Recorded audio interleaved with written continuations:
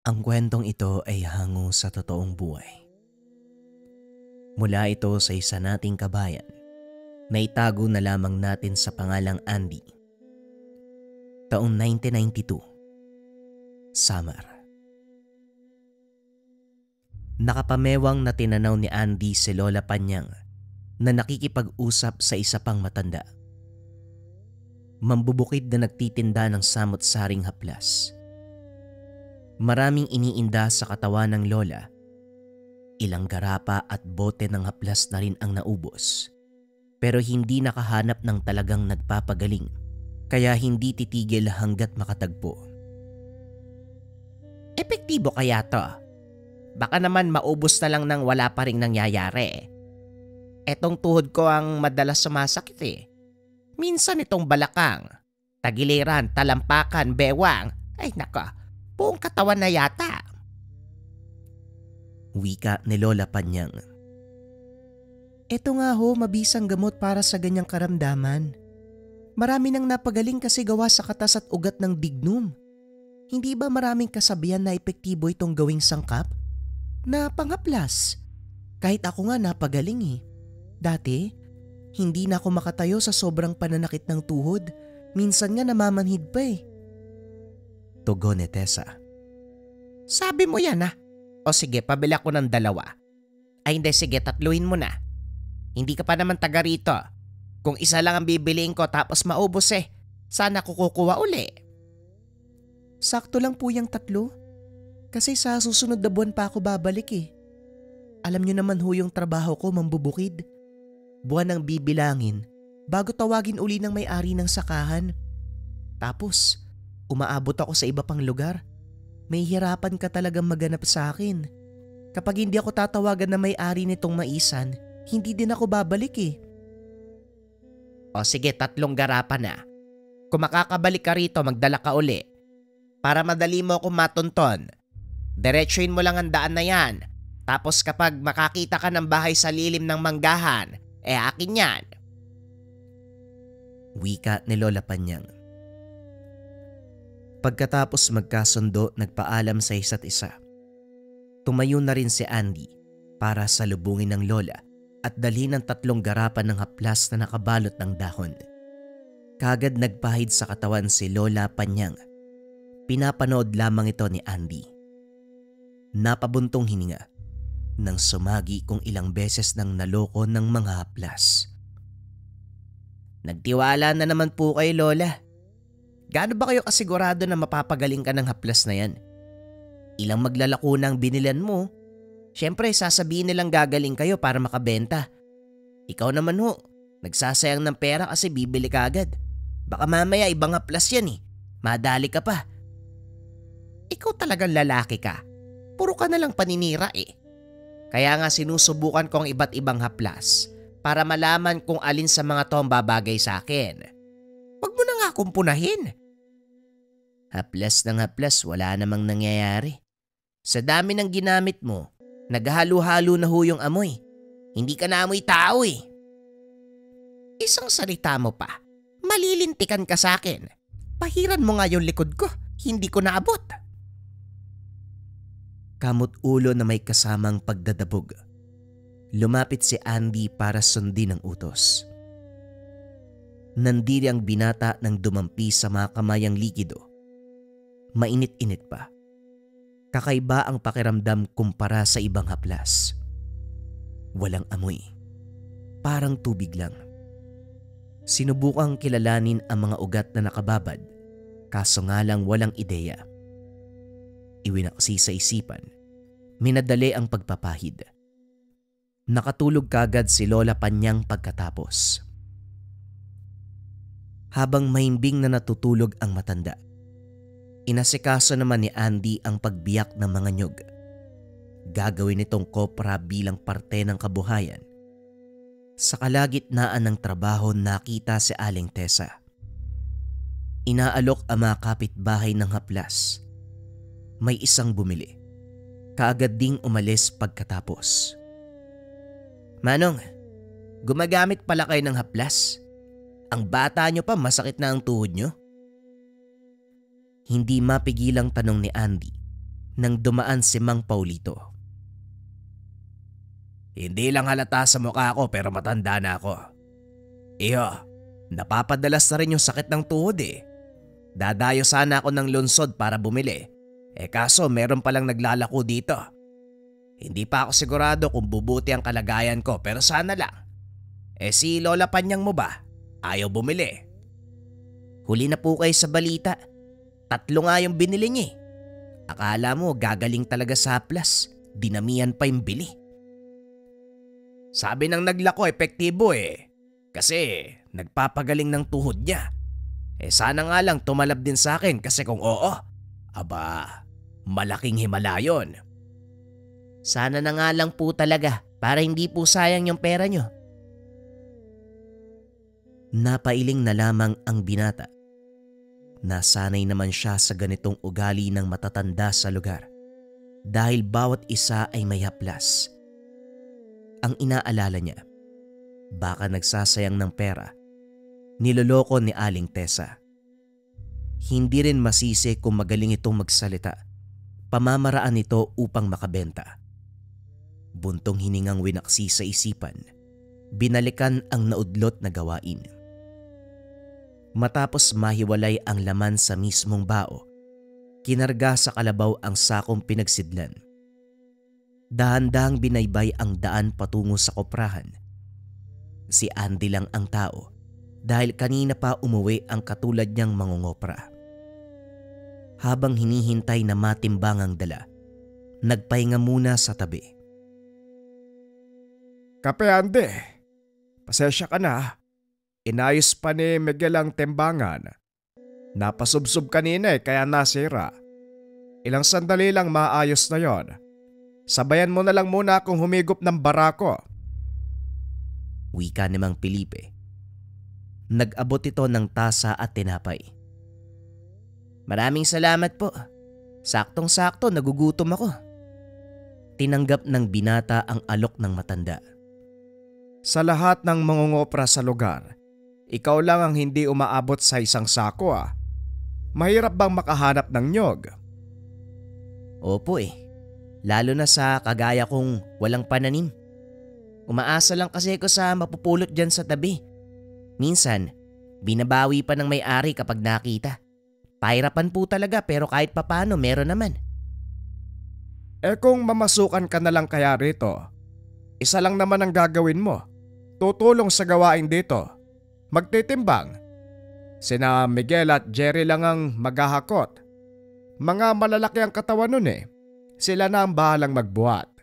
Bibigyan naman kita ng makatarungang sahod. Napaisip si Andy sa alok ng matanda. Ilang beses na siyang inalok nito. Pero dahil sa ideyang maiiwang mag-isa si Lola Panyang, hindi kayang tanggapin. Muling humindi sa oportunidad. Alam nyo naman po na kami lang ni Lolang magkasama. Kung magtatrabaho ko rito, walang magbabantay sa kanya. Tapos yung maliit na taniman namin mapapabayaan din. Ako na po yung nag-aasikaso eh. Matanda na kasi si Lola. Kung sabagay. Pero kung may araw na wala kang ginagawa, pwede kang pumasok. Sasahuran pa rin kita. Nga pala, sabihan mo yung lola mo na wag basta-basta bumili ng haplas o anumang pamahid kung kani-kanino. Mahirap na magtiwala, lalo na kung hindi kilala ang tao. Sa panahon ngayon, marami ng loko-loko. Ayos lang sana kung madaling ayusin o ibalik sa dati. Paano kung hindi? Ano pong ibig niyong sabihin, Manong? Hindi ko po makuha eh. Kilala mo naman ang asawa kong si Pilita, hindi ba? Bago sa makabilang buhay, ganyan ang gawain. Kung ano-anong haplas ang ginagamit sa katawan. Ang bahay namin, napuno ng bote at mga garapa. Sa halip na bumuti ang karamdaman, lumala at may ibang ininda. Mabuti napansin ko kagad kaya naagapan. Ayoko lang na maranasan ng iba kasi hindi madali ang pinagdaanan namin noon. Ganun po ba? O sige po, tatandaan ko po yung payo nyo. Kailangan ko lang talaga ang ganitong paalala kasi sobrang tigas ng ulo ni Lola. Kahit ilang ulit ko pang sabihin na wag nang bumili Bili pa rin ng bili, dinadamihan pa. Natawa na lamang si Mang Felipe. Naudlot ang usapan dahil tapos ng isa lang sa timbangan ng kopra ng binata. Pumasok sa loob ang matanda para kumuha ng perang pambayad. Pagkatapos ay nagpaalam na si Andy. Dumiretso sa palengke upang makapamili. Habang abala sa pakikipagtawaran ng presyo, may alin na kumalabit sa kanya. Nag-alok ng haplas. Mukha po ba akong sakitin para alokin nyo ng ganyan? Alin naman, ang lusog-lusog ko pa po. Wika ni Andy. Dali-daling tinalikuran ang ale at nagtungo sa kabilang tindahan. Sumunod pa rin ito. Walang tigil sa pag-alok hanggang sa sinita ni Mang Felipe. Namalengke lang din ng manong, may kung anong sinabi. Nasindak kaya nagmamadaling umalis. Kapag nakasalubong ka ng ganong klase ng manlalako, iwasan mo kagad. Sila ang tipo na kapag hindi ka bibigay sa simpleng salita, gagamitan ka ng orasyon. Pati na ang haplas, hindi yun makakabuti sa tao. Nasundan ng tingin ni Andy ang ali. Hindi na rin nakita ng matabunan ng mga dumaraan. Kung hindi makakabuti sa tao, bakit sinasabing nagpapagaling ng karamdaman? Tama naman, nakakapagpagaling ng karamdaman. Pero sa kabilang banda, may masamang epekto. Epekto na hindi mo matatanggap kapag nagresulta na. O siya, mauna na ako. May sasadyain pa sa unahan, mag-iingat ka. Sa pag-alis ng Mang Felipe, lumakad na rin si Andy. Nakarating ng tahanan ng saktong dumilim. Naabutan si Lola Panyang, nagpapahid ng haplas sa binti. Hinayaan niya lang ito. Dumiretso siya sa kusina para maganda ng hapunan. Nakapagsaing na si Lola Panyang. Ulam na lamang ang lulutuin. Habang abala sa kusina, napansin na naman ng binata ang pagbukas ng garapa. Nagpahid uli sa katawan ng matanda. Nang hindi siya makatiis ay pasimpleng nagtanong. Lola, bakit oras-oras kayo magpahid? Mas mabuti po siguro, iligo nyo na lang yan para isahan lang. Kung ikaw kayang hampasin ko ng sandok, ikaw puro ka po na sa akin. Yang trabaho mong atupagin mo. Nagtatanong lang po ako, galit kayo kaagad eh. Ang init kaagad ng ulo. Itiko mo yung bibig mo, Andy. Isang salita mo pa, malalagot ka talaga. Napakunot ang noo ng binata. Kabisado niya ang ugali nito. Minsan lang nagagalit, kaso nga lang kakaiba ang tono ngayon. Yung bang galit kahit wala namang rason. Hinayaan na lang din para hindi na lumaki ang problema. Nang magkaharap-sapag, napansin ni Andy ang malakas na pagkain ng matanda. Parang ginutom sa loob ng ilang taon. Pagkatapos, halos laklaki ng buong galon ng tubig. Hindi na rin siya makakain dahil inaagawan. Nanlaki ang mga mata. Pinagmasdan ang kahina-hinalang kilos ni Lola Panyang. Basta na lang din siya iniwan sa mesa ng mabusog. Grabe naman yun. Kailan pa naging patay gutom si Lola? Kung makasubo, akala mo gustong sumalang sa paligsahan. Ano kayang problema niya? Tanong ni Andy. Nang walang makakasagot. Nagligpit na lamang at saka binantayan ang galaw ni Lola Panyang. Ilang beses itong bumangon para lang magpahid ng haplas sa katawan. Tinawag pa siya para malagyan ng likuran. Walang reklamo ang binata. Walang imik na nagpahid ng likido sa katawan ng matanda. Pagkatapos naman ay natulog na ito. Nakaidlip si Andy. Hindi na malaya ng oras pero naalimpungatan ng mahinang halinghing. Yung bang ingay ng nagbabangga ang ngipin. Nakakakilabot pakinggan. Kaya naman sinuri kung saan galing. Nabungaran sa kabilang kwarto si Lola Panyang. Nakaupo sa higaan. Nakarap sa dingding. Hindi makita kung ano ang reaksyon ng muka dahil nakatalikod sa kanya. Subalit maririnig ang may hinang boses na masusundan ng pagbanggaan ng mga ngipin. Nagipon ng lakas bago lumapit. Dahan-dahang kinalabit ang matanda.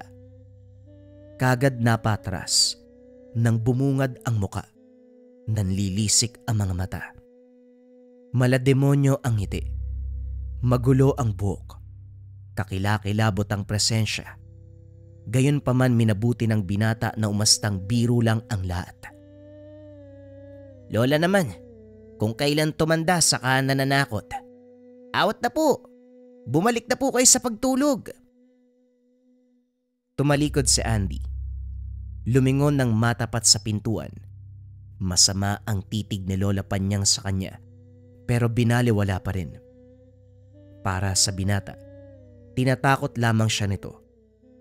Nakahinga ng makalipas ang ilang sandali dahil nahiga muli ang matanda. Bumalik sa pagtulog. Kinaumagahan dumiretso sa taniman si Andy pagkatapos mag-agahan. Makaraan ang ilang oras sumunod si Lola Panyang. Pinagmasdan ng binata. Magaan ang presensya. Bumabati sa bawat taong nakakasalubong. Ibinaba ang dala na naglalaman ng merienda. Lumapit sa kanya para pumalit sa pagtatabas ng damo. Apo, ako na riyan. Magmerienda ka muna. Huwag mong painitan sa araw ang nilagang kamote. Nag-iiba ang lasa. May kanin at ulam kung gusto mong mabusog. Walang imik na sumunod si Andy. Tumabi sa lilim ng sagingan. Pinagkaabalahan ng dala ni Lola Panyang. Habang kumakain, pinagbasdang mabuti ang matanda. Kalmado, mahinahon, katulad ng nakasanayang lola. Napailing na lang ng sumagi sa isipan ang nangyari kagabi. Nang mabusog na bumalik sa gawain, pasimpleng nagtanong. La, wala ka bang matandaan kagabi? May nangyari po kasi na hindi inaasahan. Ano ba ang nangyari? Alam mong tulog mantika ako tapos magtatanong ka ng ganyan. Natigil sa pagbunot ng damo si Andy nang marinig ang sinabi nito. Diretsyong napatingin sa mga mata ng matanda. Wala siyang mababakas na pagsisinungaling kaya nagdududa na. Talaga po bang wala kayong alam? Kasi hindi bale na nga po. Tumalikod sa gawi ng matanda. Napabuntong hininga habang naiisip ang kaganapan. Sigurado siya sa nakita. At kahit nakakatakot, pilit binaliwala sa mga sandaling iyon. Kaso nga lang, nagbumukhang siya ang may diferensya dahil sa sagot ni Lola Panyang. Lumipas ang mga oras kanya-kanya sa pag-uwi ang mga kasamang magsasaka na nagtatrabaho sa maliit na taniman. Kabilang dito si Lola Panyang na naunang umuwi. Dahil si Andy may sasadyain pang bunga sa dulo. Habang tinataga ang puno, nabungaran sa unahan si Aling Tessa. Wala itong dala pero nakakapagtaka ang kilos. Kinukumpas sa mga kamay sa hangin habang pabigla-biglang nagsasalita. Kung minsan pa'y sumisigaw na parang nababaliw, dali-daling nagtago ng tumingin ito. Dahan-dahang naglakad palayo si Aling Tessa. Pahinto-hinto dahil sisigaw. Bigla ring sasabunutan ng sarili. Halatang nawawala na sa wisyo. Napalanok si Andy. Biglang sumagi sa isip na baka sasapitin din ni Lola Panyang ang nangyari dito. Kaya naman nagmamadaling umuwi. Naabutan ang matanda na naglalaba. Tahimik na pinagmamasdan. Nakainga dahil normal lang ang kilos nito.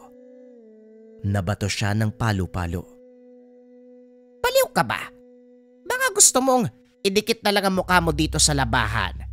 Kung makatingin ka, ano ba nangyari? May problema ba? Kung makabato naman si Lola, wala. Nakita ko kasi si Aling Tessa doon malapit sa gubat nagwawala parang baliw eh. Naisip ko na baka ganun din ang mangyari sa inyo. Bumili ka pa naman ng haplas sa kanya. Kunot noong napatitig sa kanya ang matanda. Baka may diferensya lang talaga sa utak yon.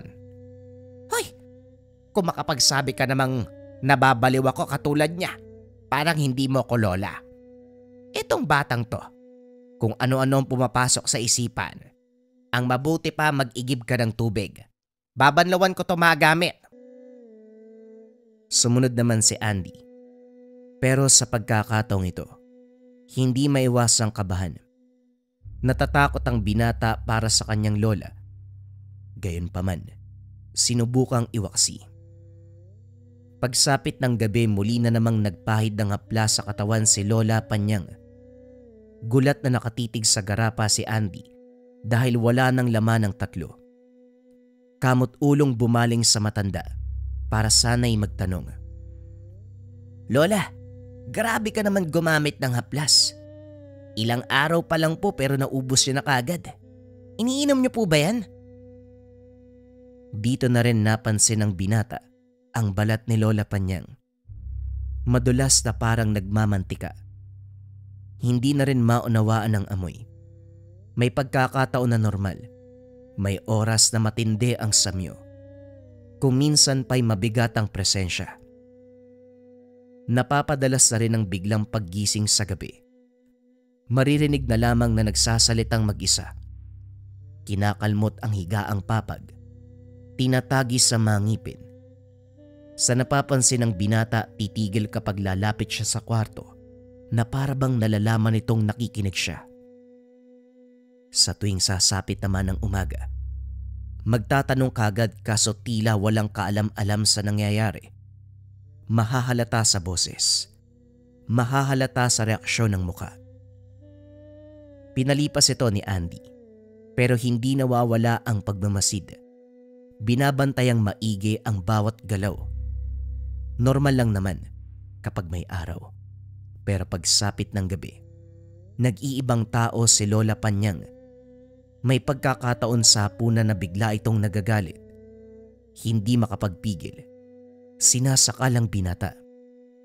Bumabalik din sa ulirat makalipas ang ilang sandali. Labis-labis ang paghingi ng paumanhin. Maging ang matanda mismo, naguguluhan sa nangyayari. Nang mga sumunod na araw, ganun pa rin ang sitwasyon na umabot sa puntong naging alerto sa bawat oras si Andy. Walang pinipiling sandali ang pagbabago ng katauhan. May pagkakataon sa kalagitnaan ng pagsisibak.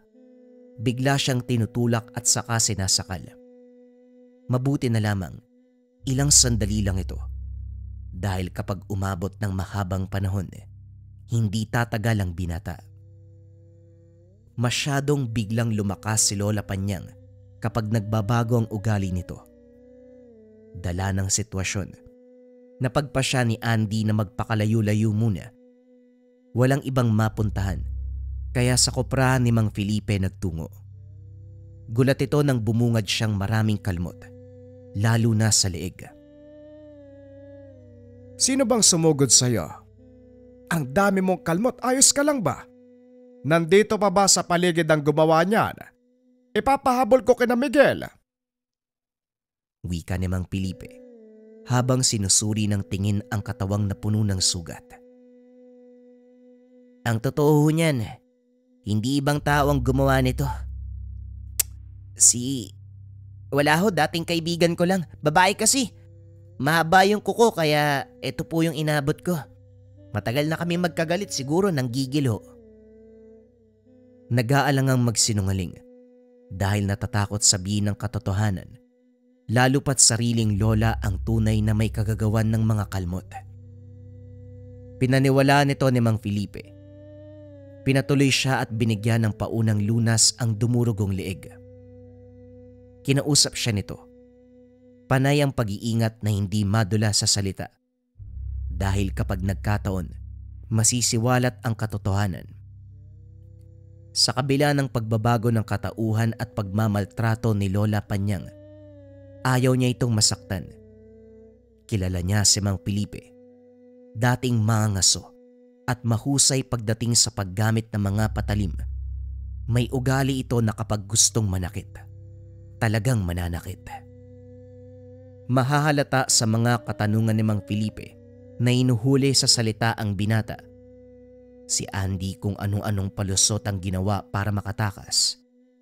Nang maintindihang ayaw magsalita, itinigil na ang paungulit at hinayaan nitong makapag-isip-isip.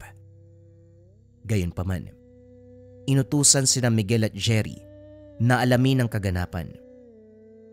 Sa muling pagsapit ng dilim, nagpaalam si Andy kay Mang Felipe. Pinabaunan nito kahit tapos ng magapunan sa bodega. Pagdating sa bakuran ng tahanan, nagdadalawang isip na pumasok. Sa ideya pa lamang, posible siyang sugurin ni Lola Panyang. Pagtapat sa pintuan, gusto nang tumakbo palayo. Kaso nga lang may parte sa kanya na gusto itong samahan. Naguguluhan na rin dahil kanina lang nais ng layuan. Lalong nahihirapan pabago-bago ang desisyon. Batang ito talaga. Kanina pa ako naghahanap sa'yo. Saan ka ba nagpunta? Anong oras na? Ngayon pa lang nagpakita. Nagugutom na ako. Nakapagsaing na pero wala pang ulam. Ano ba yung dala mo? Kung pagkain yan, halika na sa kusina. Pumasok si Andy. Inayos sa plato ang dalang ulam. Magsasandok na sana ng kanin, pero bumungad ang bigas na nasa loob ng kaldero. Lalong tumigas ang butil dahil isinalang sapoy. Bumaling ang binata kay Lola Panyang. Sinusubo na nito ang dala niyang ulam. Ano? Ano bang tinitingin mo? Magsandok ka na. Ako na nga lang, eto talaga. Nagsandok. Pinuno ang bandehado. Pagkatapos ay walang tigil na isinubo ang bigas. Inaya pa siya nito pero dahil hindi kumilos, sarili na lamang ang inatupag. Tahimik si Andy na nanonood. Hindi niya alam kung ito ba ang Lola Panyang na maayos ang katinoan. Lalo siyang nagtaka nang pasimpleng pinahid ang mga kamay sa halip na maghugas gamit ang tubig. Hindi rin ito uminom. Magtubig po kayo. Uminom kayo. Maalat pa naman ang timpla ni Mang Felipe. Baka magkasakit po kayo. Wag ba kong alokin ng tubig? Ayoko niyan. Para ako mamamatay kapag nakakainom o kahit nakakahawak. Dito naunawaan ni Andy kung bakit walang tubig ang sinaing.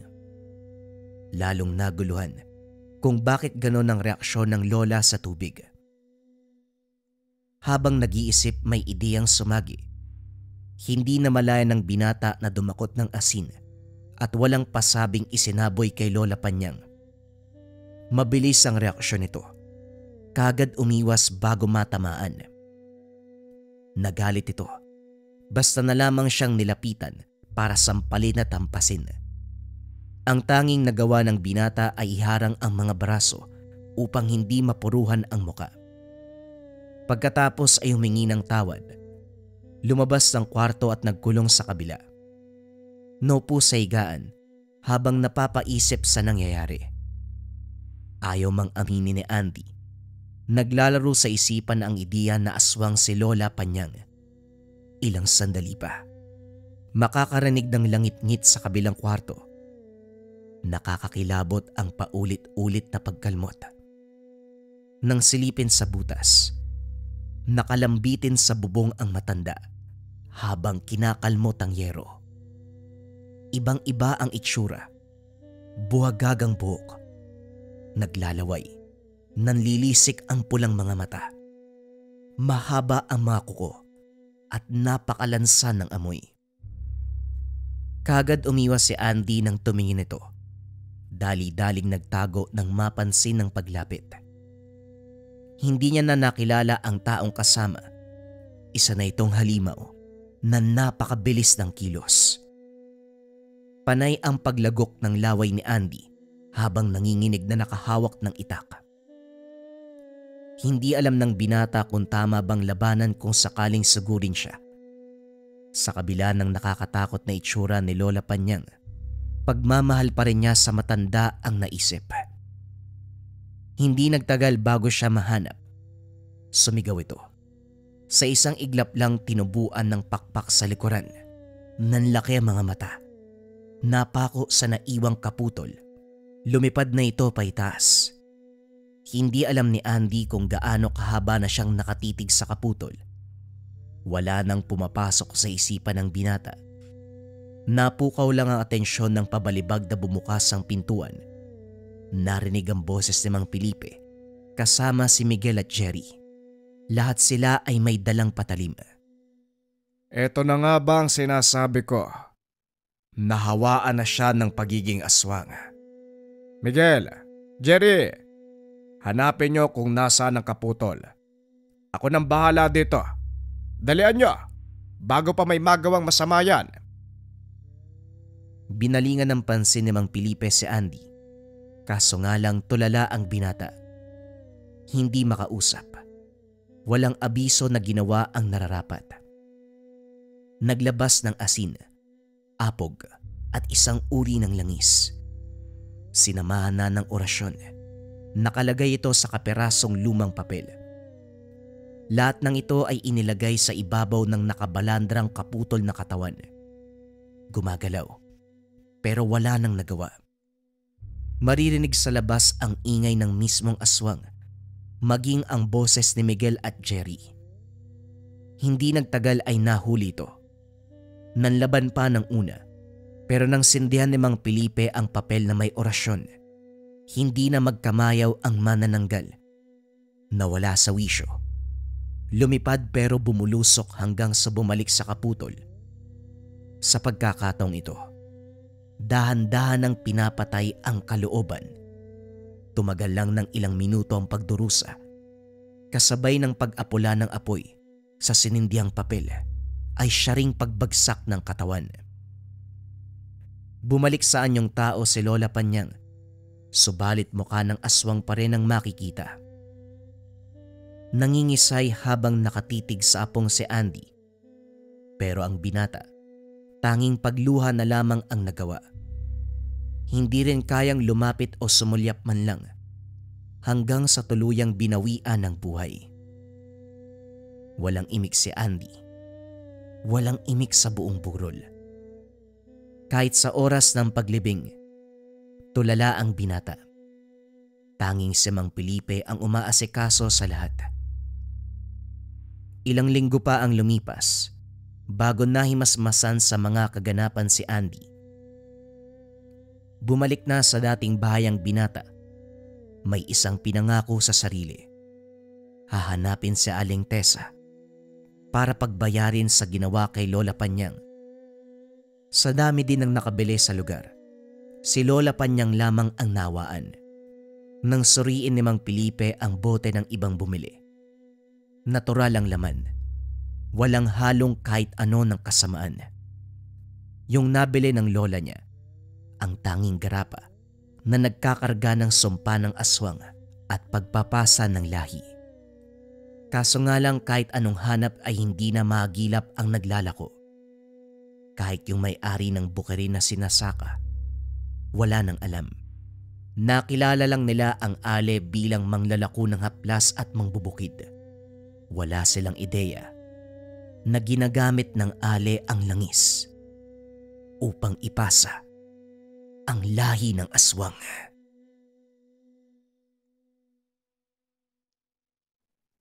Ang kwentong ito ay hango sa totoong buhay.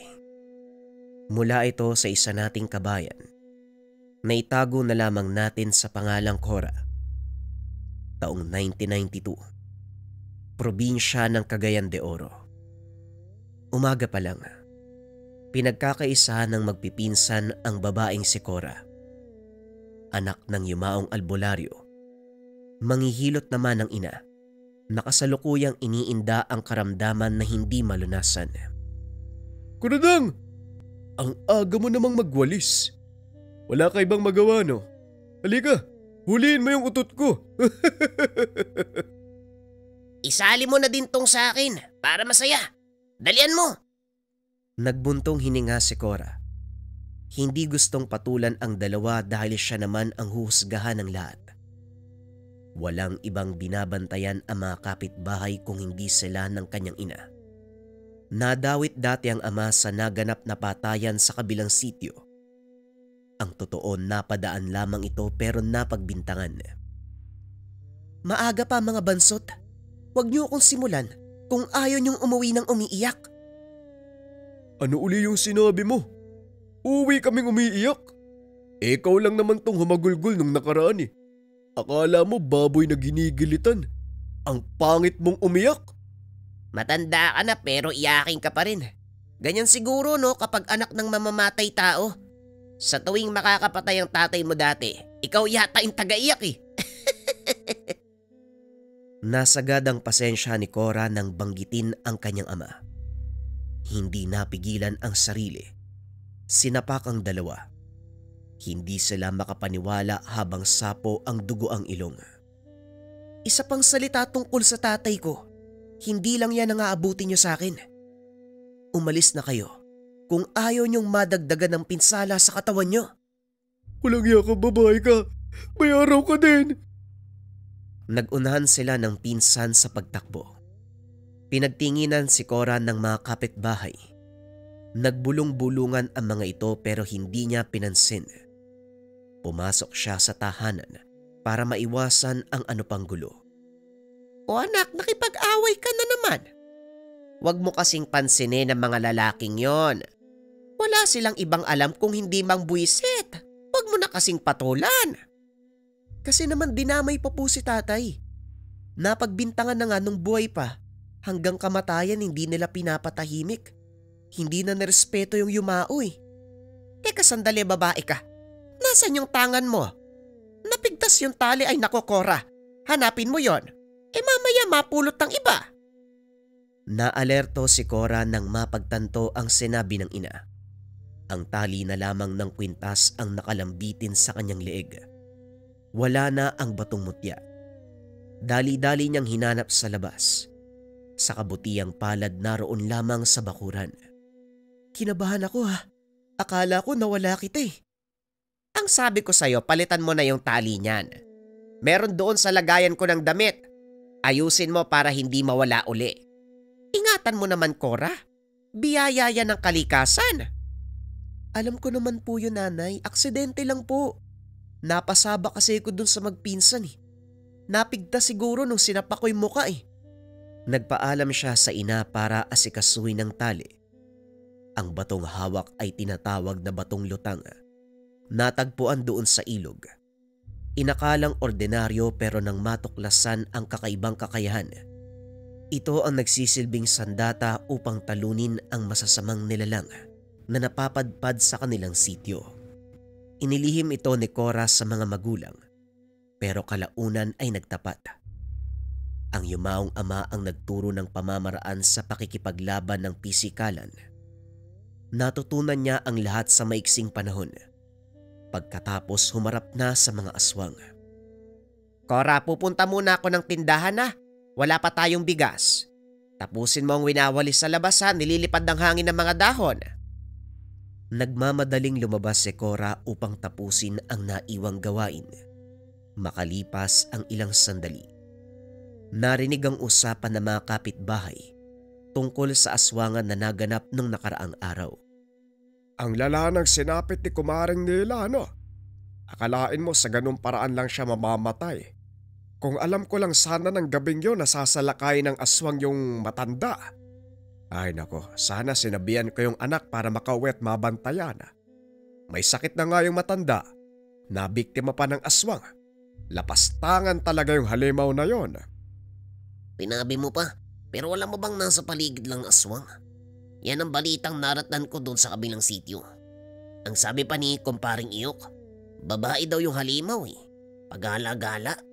Diyos ko, ano ba naman tong panahon natin oh? Naglipa na ang kaluluwa ng masasama. Sus maniusip. Napaisip si Cora sa sinabi nilang babaeng aswang.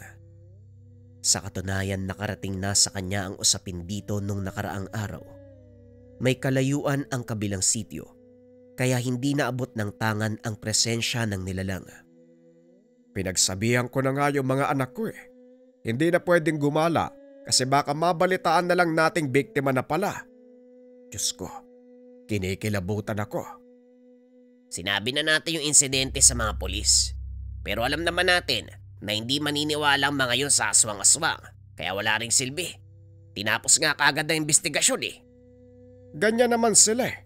Palagi nagmamadali. Napabuntong hininga si Cora habang nakikinig. Pagdating ng ina, yun din ang dalang balita. Anak, narinig ko ang usapan doon. Babae ang pinaghihinalaan nilang aswang. Nakita raw kasi ni Mang Onyok. Hindi ko alam kung totoo pero baka ano. Ano na ba ang nangyayari sa lugar natin? Parang kamakailan lang. May nababalita ang aswang tapos ito naman ngayon. Saan po ba nakikita yung babae? Puntahan ko na nga lang para mailigpit na yan habang maaga pa. Hoy Cora, kung makaas na to kala mo simple lang yung kakarapin. Aswang yan iha. Hindi natin alam kung malakas siya kaysa dati mong nakalaban. Ano pa bang bago sa sinasabi nyo, Nay? Ganyan ka naman palagi kapag may nababalita ang aswang. Hindi yata buo yung tiwala nyo sa akin eh. Hindi naman sa ganun anak. Nababahala din ako para sa'yo. Babae ka.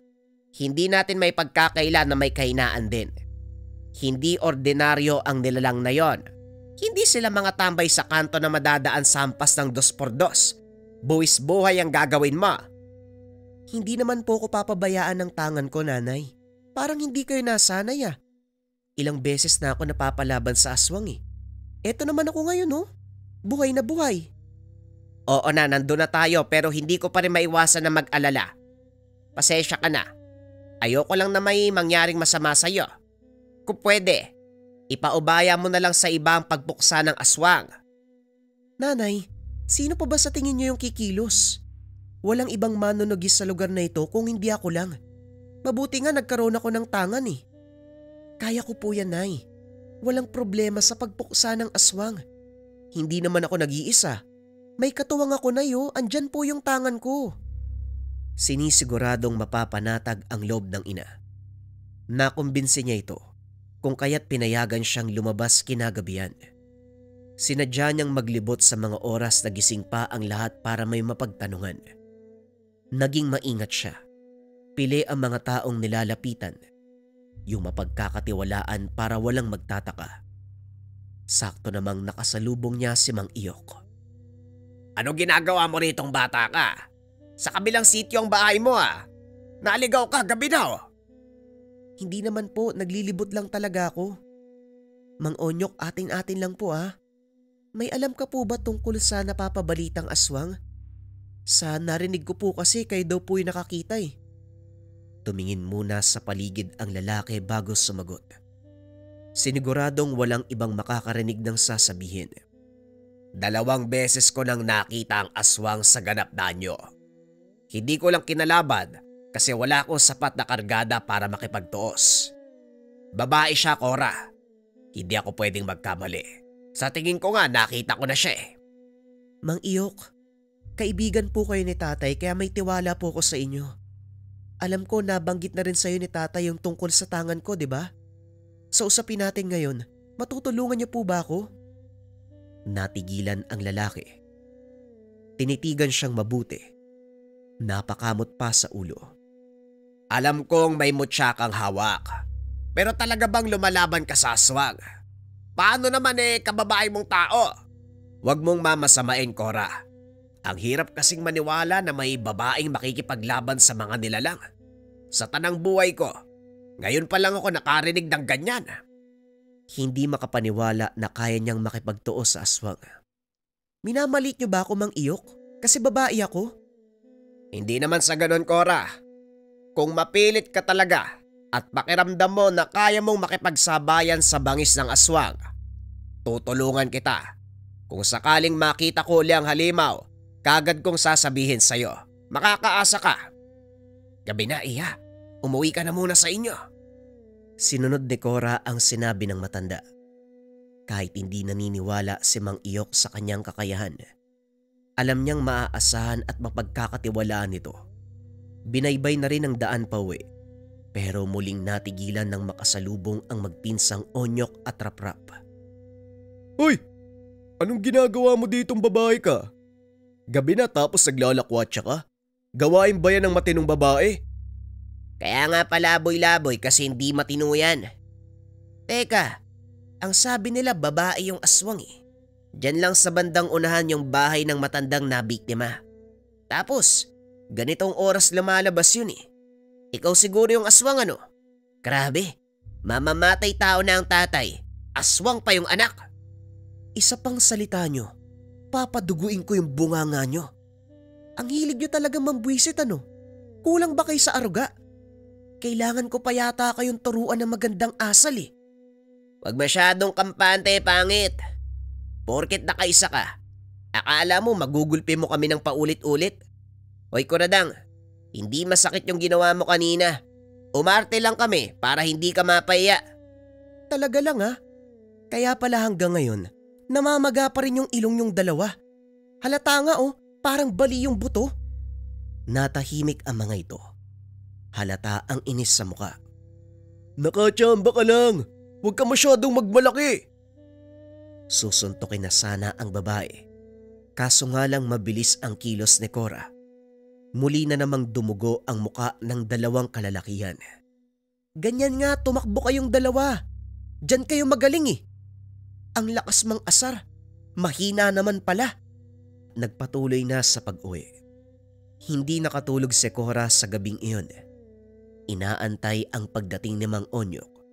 Hindi man sigurado pero umaasa. Ganyan ka talaga kapag may binabalak na tugisin. Hindi mapalagay. Ayaw mo bang magpahinga? Baka sa susunod na araw pa magparamdamang nilalang na yon. Mapupuyat ka lang kakaantay. Hindi po talaga ako mapakali, nanay. Natatakot ako na baka sumalakay na naman yung aswang eh. Sinabihan ko si Mang Onyok. Handa naman siyang tumulong kung sakaling makita uli yung aswang. Pupunta siya rito para magsabi. Mabuti naman si Mang Onyok ang nilapitan mo. Mapagkakatiwalaan ng taong yun eh. Pero sigurado ba siya sa nakita niya? Baka mamaya, maling akala lang pala, namamalikmata. Hindi naman po. Ramdam ko po sigurado siya nung nakausap ko. Malalaman po natin sa sandaling lumitaw ang aswang. Magpahinga na po kayo, Nay. Hindi niyo naman kailangan sumabay sa pagpupuyat ko eh. O sige, kung sakaling dumating si Onyok mamaya, wag mo na akong sabihan. Dumiretso ka na sa gagawin mo. Magpapahinga na ako. Sumapit ang madaling araw. Nag-aantay pa rin si Cora. Palakad-lakad sa harapan ng bintana. Pero hindi dumating si Mang Onyok. Inisip na lamang ni Cora na baka hindi nagparamdam ang nilalang. Kinabukasan, umugong ang usap-usapan tungkol sa limaw. Marami ang nagsabi na napansin ito kagabi.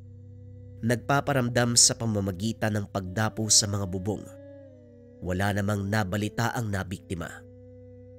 Parang masasabi ko talagang sinumpa yung kabilang sityo. Sunod-sunod ang pagpaparamdam ng aswang. Ano bang ibig sabihin yan? Bawat bahay talaga dinadapuan eh. Naghahanap siguro ng mabibiktima. Mabuti na lang kamo, hindi na nasundan yung pagkamatay ng yumao mong kumari. Diyos ko, lilipat na lang siguro muna ako ng bahay, babalik na lang ako pagpayapa na. Kabilang sityo ang ginagambala. Malay mo, sa susunod na gabi nandito na yun, nakakatakot. Kami din parang lilipat din muna.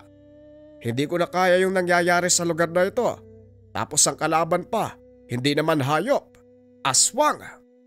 Naagaw ang atensyon ni Cora nang makitang papalapit sa kanilang bahay si Mang Onyok.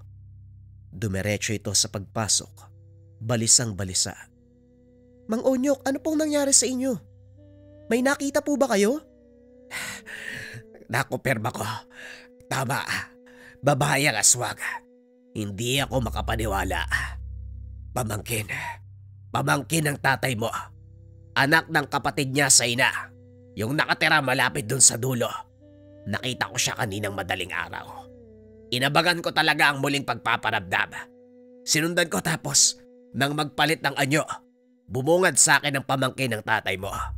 Kaya natagalan ako sa pagpunta rito. Hanggang ngayon nagulat pa rin ako eh. Hindi ba alagad ng simbahan ng mga magulang noon? Paanong naging aswang ang anak gayong malapit naman sila sa Diyos? Napatitig si Cora. Hindi matanggap ang narinig. Maging ang ina ay natahimik sa pagkagulat. Parang bagong aswang nga lang eh. Padalos-dalos pa akong kumilos. Balita ko kasi, ilang araw nang wala sa tahanan ng mga magulang. Sumama sa misyon ng simbahan sa ibang bansa. Ano, matutulungan ba natin yon? Walang maisagot si Cora. Nanatiling nakatitig.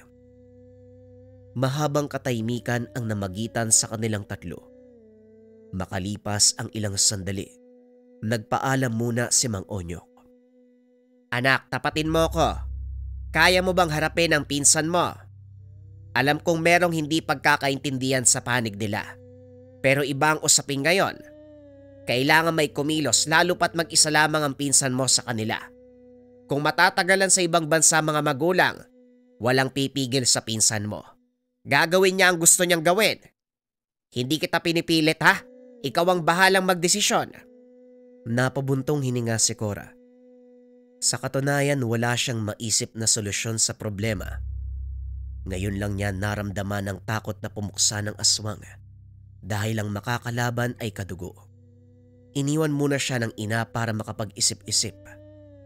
Pagkatapos matimbang ang lahat, nakabuo ng pa siya.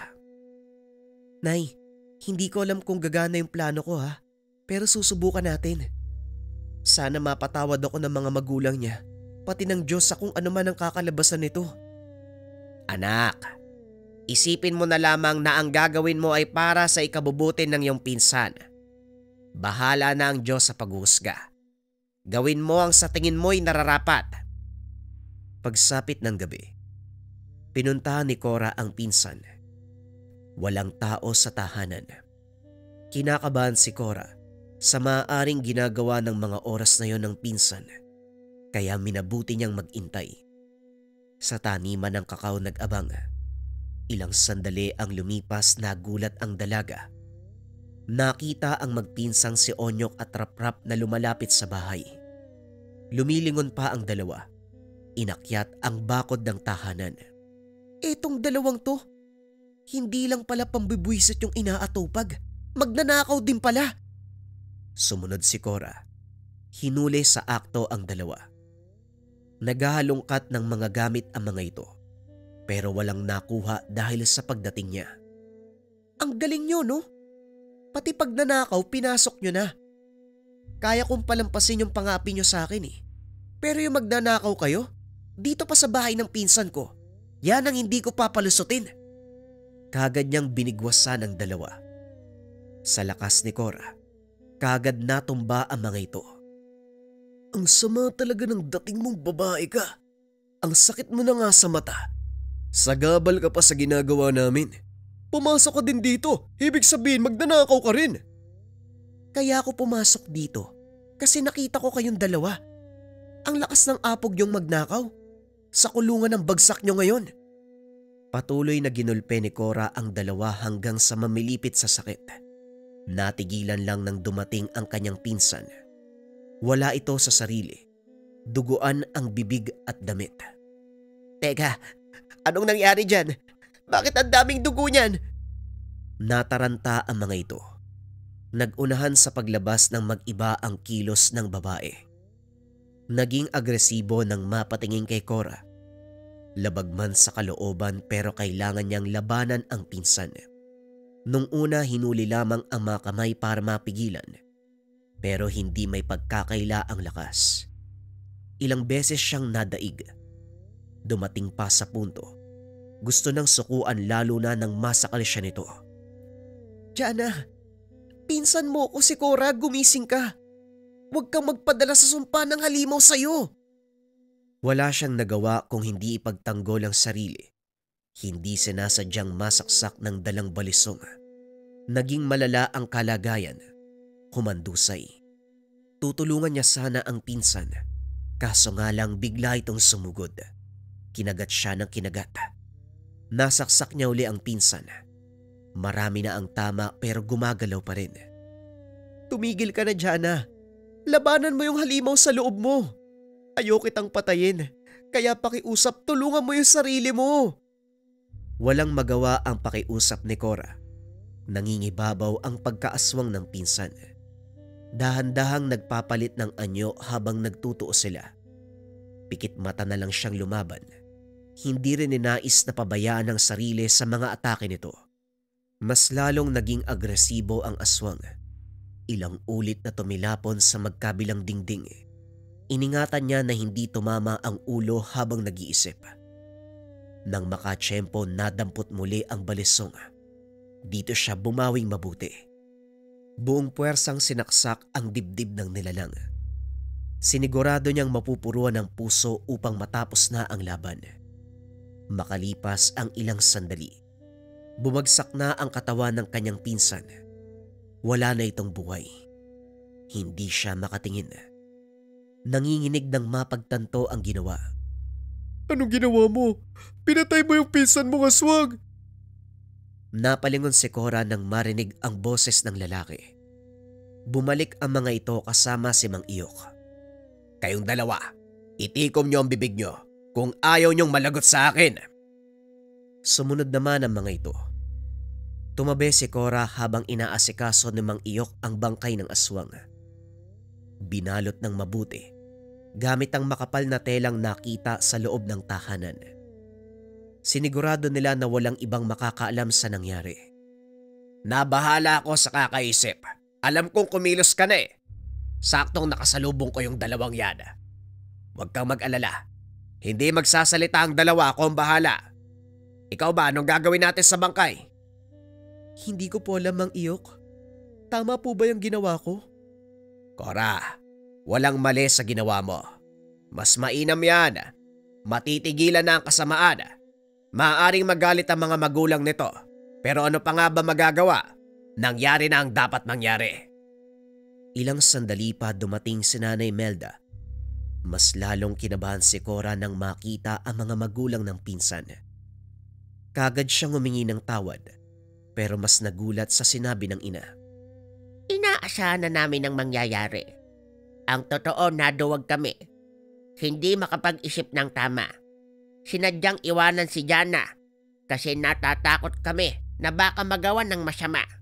Nagtago kami sa malayong lugar. Hindi namin kayang makita si Jana sa ganyang sitwasyon. Tama lang ang ginawa mo. Naintindihan ni Cora ang ibig nitong sabihin. Siya ngayon ang nagalit. Sa halip na tulungan ang anak, tinakasan, iniwanan at pinabayaan. Dinala ang katawan ni Jana sa morgue. Walang naging problema dahil may kaanak sa loob. Pinayagang sunugin ang bangkay kahit hindi idaan sa ospital. Hindi pumayag si Cora na dalhin sa bahay ang abo nito sa pag-aalala na baka may kasamang sumpa ang katawan ng pinsan.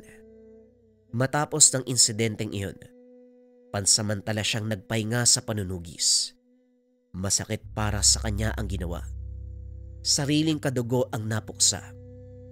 Sa paglipas naman ng panahon, unti-unti niya itong tinanggap. Patuloy niyang ginampanan ng tungkulin bilang manunugis ng aswang.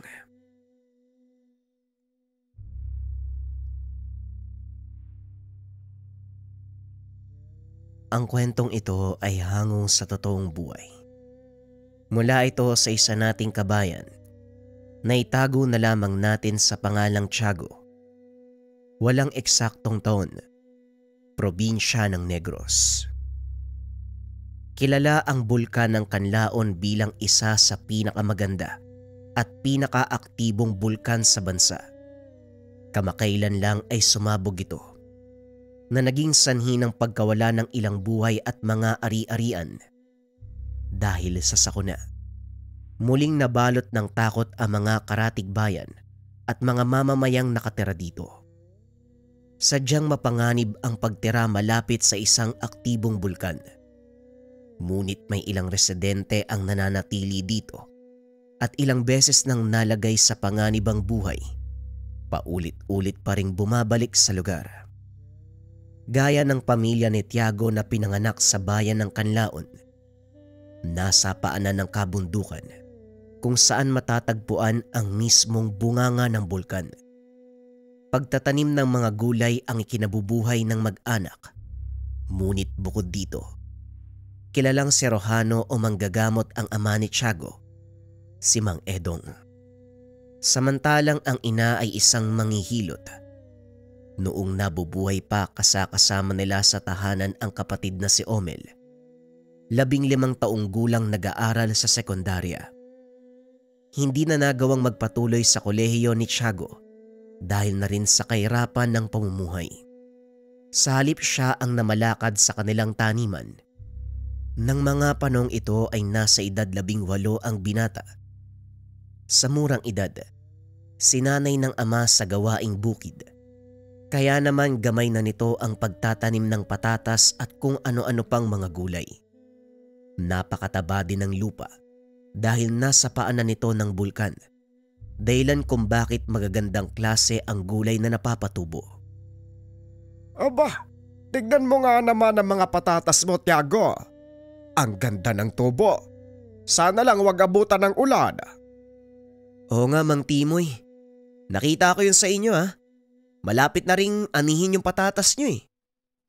Oo nga mukhang magkakasabay pa tayo. Hinihintay ko lang na manilaw ang pinakaunang dahon. Ganon din po ako, Manong. Habang nag-uusap ang dalawa ay bahagyang yumanig ang lupa. Nakarinig ang mga ito ng mahinang dagungdong mula sa bulkan. Nako, mukhang nag-aalboroto na naman si Laon. Nga pala naalala ko, si Edong ba nasa inyo? Opo, hindi po siya umalis ng bahay. May inaantay na magpapagamot galing sa kabilang probinsya. Ang dinig ko, dumayo pa daw yung mga yun para lang magpatingin kay tatay. Ganun ba? O siya, pupuntahan ko na lang. Mauna na ako ha. Pag-alis ng matanda, itinuloy ni Tiago ang paglilinis ng puno ng mga sibuyas. Hindi pa man nakakalayo ang matanda. Bigla na namang yumanig ang paligid. Sa pagkakataong iyon nagbuga ng kulay abong usok ang bulkan. Tiago, ang mabuti pa umuwi ka na din. Mukhang hindi nagbibiro si Laon. Oo nga ho eh. Sandali lang, Manong ha. Sasabay na lang po ako sa inyo. Habang nasa daanan, pinag-uusapan ng mga ito ang tungkol sa pagbuga ng usok ng bulkan. Para sa kanila, normal ang ganong pangyayari dahil nga alam nila na buhay ang bulkan. Patuloy itong nagiging aktibo. Maraming taon na nakakaraan simula nang huling sumabog si Kanlaon. Maraming taniman ang nasalanta at ilan sa mga kababayan natin lumikas na sa kapatagan. Iniwan ang kanilang mga sakahan. Hindi na rin mapakinabangan dahil sa malalaking bato na ibinuga ng bulkan. Doon nga po ako nagtataka, Manong. Kung ako yung tatanungin, matagal ko nang gustong umalis dito eh. Pero bakit yung matatandang kagaya nyo ni tatay, ayaw nyong iwan yung lugar na to? Alam mo, Tiago, dito na ako nagkamuwang. Dito na ako tumanda. Kaya mas gugustuhin ko na lang na dito na din mamatay. Hindi ko lang alam sa tatay mo. Bakit hindi mo siya tanungin? Oo nga po, naalala ko. Ni minsan hindi ko pa natanong si tatay tungkol sa bagay na yan. Patuloy ang dalawa sa pag-uusap.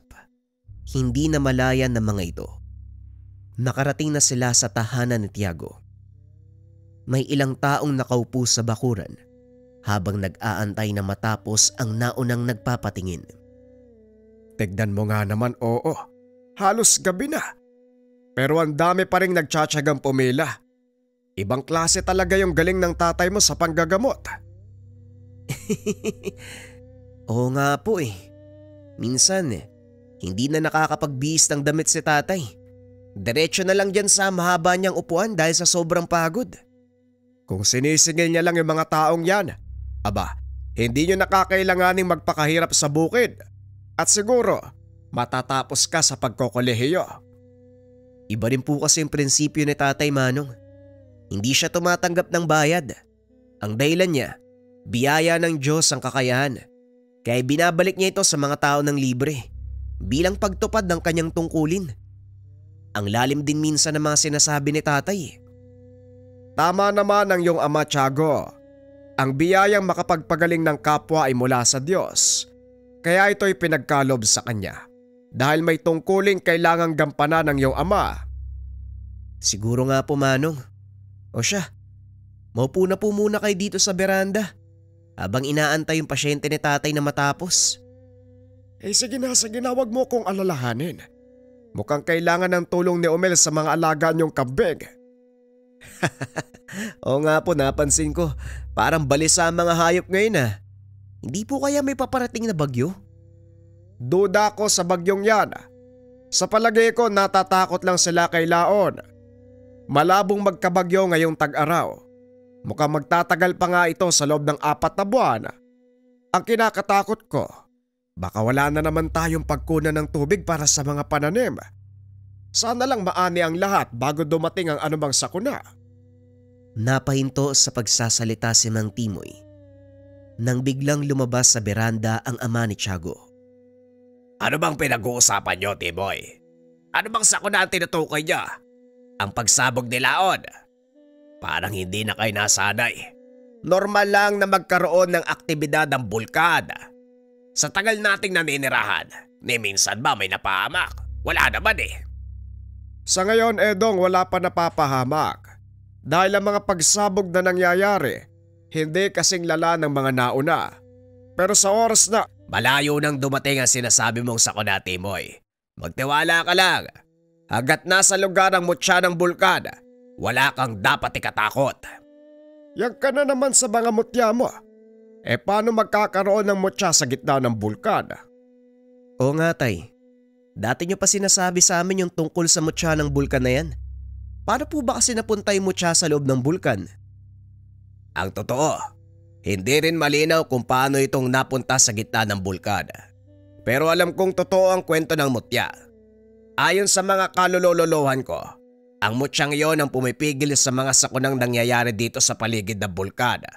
At sa oras na galawin ito o tangkang kunin, siguradong mawawala sa mapa ang buong kapuluan. Alamat na naman, tay. Ay nako, alam ko magaling kang manggagamot, pero hindi naman ibig sabihin nun mapapaniwala mo ako sa mga kwento na gaya ng mutya sa gitna ng bulkan. Mahirap paniwalaan kung hindi mo nasaksihan, Tiago. Pero isa ito sa mga dahilan kung bakit hindi umalis ang ating mga ninuno sa lugar na ito. Maniwala ka o hindi, ang lahi natin ang tagapangalaga ng mutyang iyon. Ay nako, tay. Ang mabuti pa po, magpahinga ka na, pagod lang yan. Tutulungan ko muna si Omeng sa mga kambing.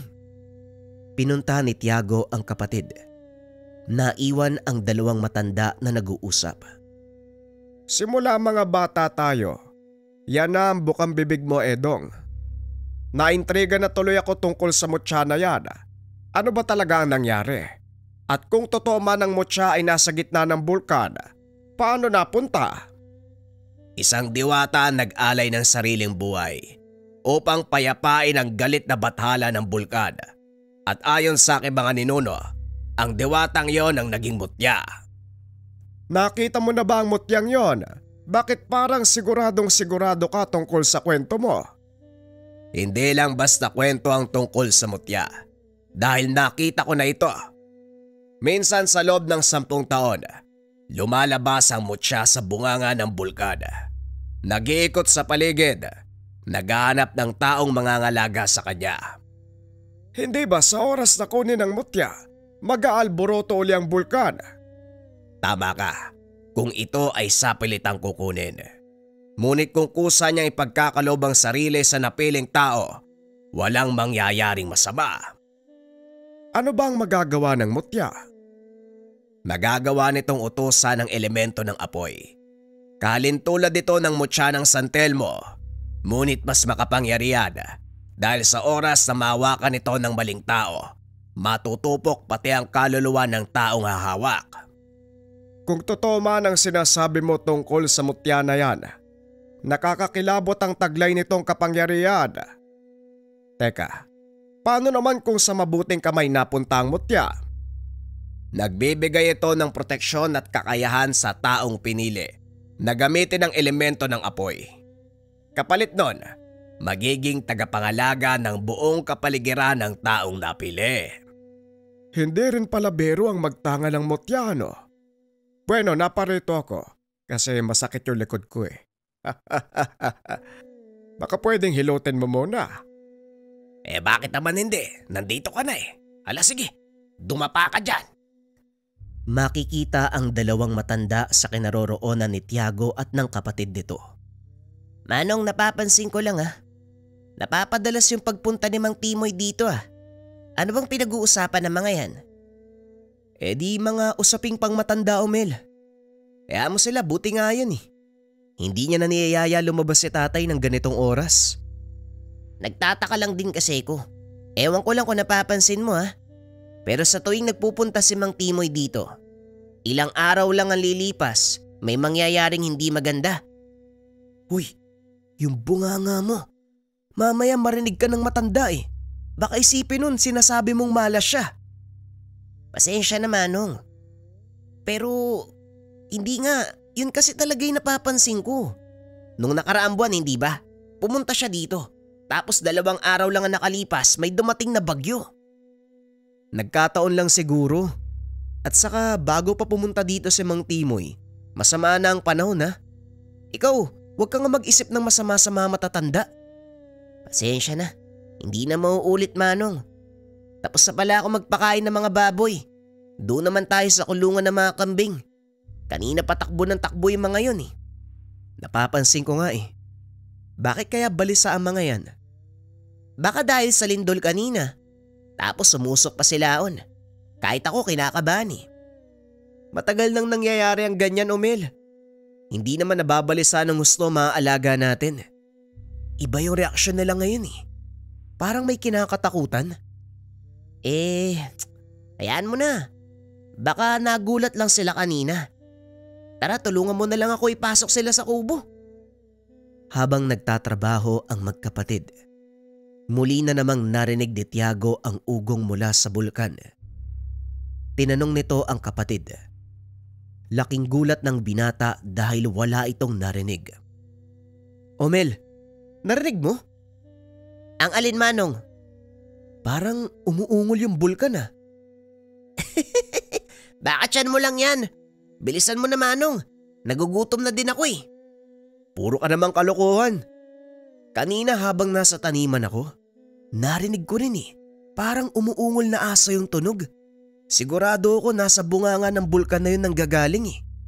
Wala talaga ako naririnig, Manong, kung ano yun. Siguro nga mula sa bulkan. Ay nako, pero baka imahinasyon ko lang. Halika na, itali mo na yung pintuan para hindi makalabas yung mga kambing. Binaliwala ni Tiago ang mga narinig sa pag-aakalang wala lang ito. Pumasok sa tahanan ang magkapatid at kumain ng hapunan. Wala namang gagawin ng gabing iyon, kaya naisipan ni Tiago na matulog ng maaga. Dahil madaling araw pa lang ay babangon na ito para magtrabaho sa bukid. Habang nakaiga, napansin ng binata ang biglaang pagtahimik ng kapaligiran. Nawala ang huni na mga kulisap. Maging ang mahinang kaluskos ng dahon ng mga puno, huminto sa paggalaw. Nakaramdam ng pagtawag ng kalikasan si Tiago, kaya naman lumabas ito ng tahanan upang makapagbawas. Kaso nga lang hindi pa man ito nangangalahati sa ginagawa. Napatingin ang binata sa kalangitan, partikular sa bandang bunganga ng bulkan. Nakita ang maliit na liwanag na tila lumilipad palabas dito. Pinagmasdang mabuti ni Tiago ang andap-andap na ilaw para masigurado kung ano ito. Nanlaki ang mga mata ng binata dahil nang bumaba ito sa talahiban, biglang nagningas ang paligid. Lumikha ng malaking sunog sa bandang paanan ng bulkan. Hindi kalayuan sa lugar na yon ng kanilang taniman. Kaya dali-dali nitong ginising si Umel upang magpasama papunta roon. Umel! Umel, gumising ka muna! May sunog sa talaiban. Baka maabot yung mga patatas natin, samahan mo ko! Ano ba yan, Manong? Gabing-gabi na. Paano naman ako Hindi na ituloy ni Umel ang sasabihin. Nakita nitong nagliliwanag na ang paligid ng paanan ng bulkan. Dali-daling tumakbo palabas ng tahanan ng binata at dinampot ang pala at balde. Nagpunta ang mga ito sa taniman. Nakahinga ng maluwag si Tiago dahil nagawa nilang makarating bago pa man tuluyang maabot ang kanilang taniman. Dito, gagawa tayo ng kanal dito. Papadaluyin natin ang tubig kanal nang sa ganun maarangan natin ang pagkalat ng apoy papunta sa mga taniman. Nagawang tapusin ng dalawang binata ang gawain. Naagapan ang pagkalat ng apoy. Naunang umuwi si Umel dahil may pasok pa ito kinabukasan. Nagpaiwan sa taniman si Tiago upang siguraduhin na ligtas ang kanilang taniman. Bago umuwi, hating gabi na ng mga oras na yon, naapula na din ang apoy. Bagaman sa ibang bahagi ay patuloy pa ring nilalamon ng sunog ang mga talahib, hindi na nag-alala si Tiago dahil malayo naman ito sa mga bahay at iba pang taniman. Nagpasya ang binatang umuwi. Nang palis na ito, nakita ang isang maliit na butil ng liwanag na tila gumagapang papunta sa kanyang kinakatayuan. Inilapag ni Tiago ang dalang timba. Nilapitan ito. Huminto ang butil sa liwanag ng kanyang paanan. Akmang kukunin sana gamit ang pala. Bigla itong tumalon at dumikit sa kanyang dibdib. Napasigaw ang binata dahil sa gulat. Naramdaman ito. Unti-unting umiinit ang parte ng katawan kung saan dumikit ang butil. Pilit tinatanggal ng binata ang kanyang damit dahil natutupok na ito. Nagpagulong-gulong si Tiago para maapula ang apoy sa kanyang katawan. Ngunit kahit anong gawin ng binata, hindi ito namamatay. Sa sobrang takot na baka masunog, dali-dali itong tumakbo. Pumunta sa pinagkukunan nila ng tubig at nilublob ang sarili. Sa kasamaang palad, nadulas ang paa nito sa bato, dahilan para bumagsak at mawala ng malay. Nagising ang binata dahil sa sobrang init. Maraan itong bumangon at sinasapo ang ulo. Tinignan ang mga kamay. Nagpasalamat ang binata dahil walang natamong pinsala. Naalala nito ang nangyari. Dali-daling tinignan ang dibdib. Nakita nito ang bakas ng paso. Ngunit nagtataka ang binata kung ano ang bagay na dumikit sa kanya. Tumayo si Tiago. Inilibot ang tingin sa paligid. Napagtanto ng binata na nasa kalagitnaan siya ng nasusunog na talayban. Patuloy na nagniningas ang apoy na nakapalibot sa kanya. Nagulat ito nang biglang may magsalita. Magandang gabi sa'yo, binata. Pasensya ka na sa abala. Natakot ka ba? Sinong hindi matatakot kapag nakita mong natutupok na yung katawan mo? Teka, sino ka ba? Ano ginagawa mo dito? Nandito ka pa rin sa paanan ng bulkan. Ang pangalan ko ay Urbano. Mukhang malalayang paso mo sa dibdib. Maaari ko bang tignan? Biglang nawala ang matanda sa kinaupuan. Nang lumitaw ito, nasa harap na ng binata.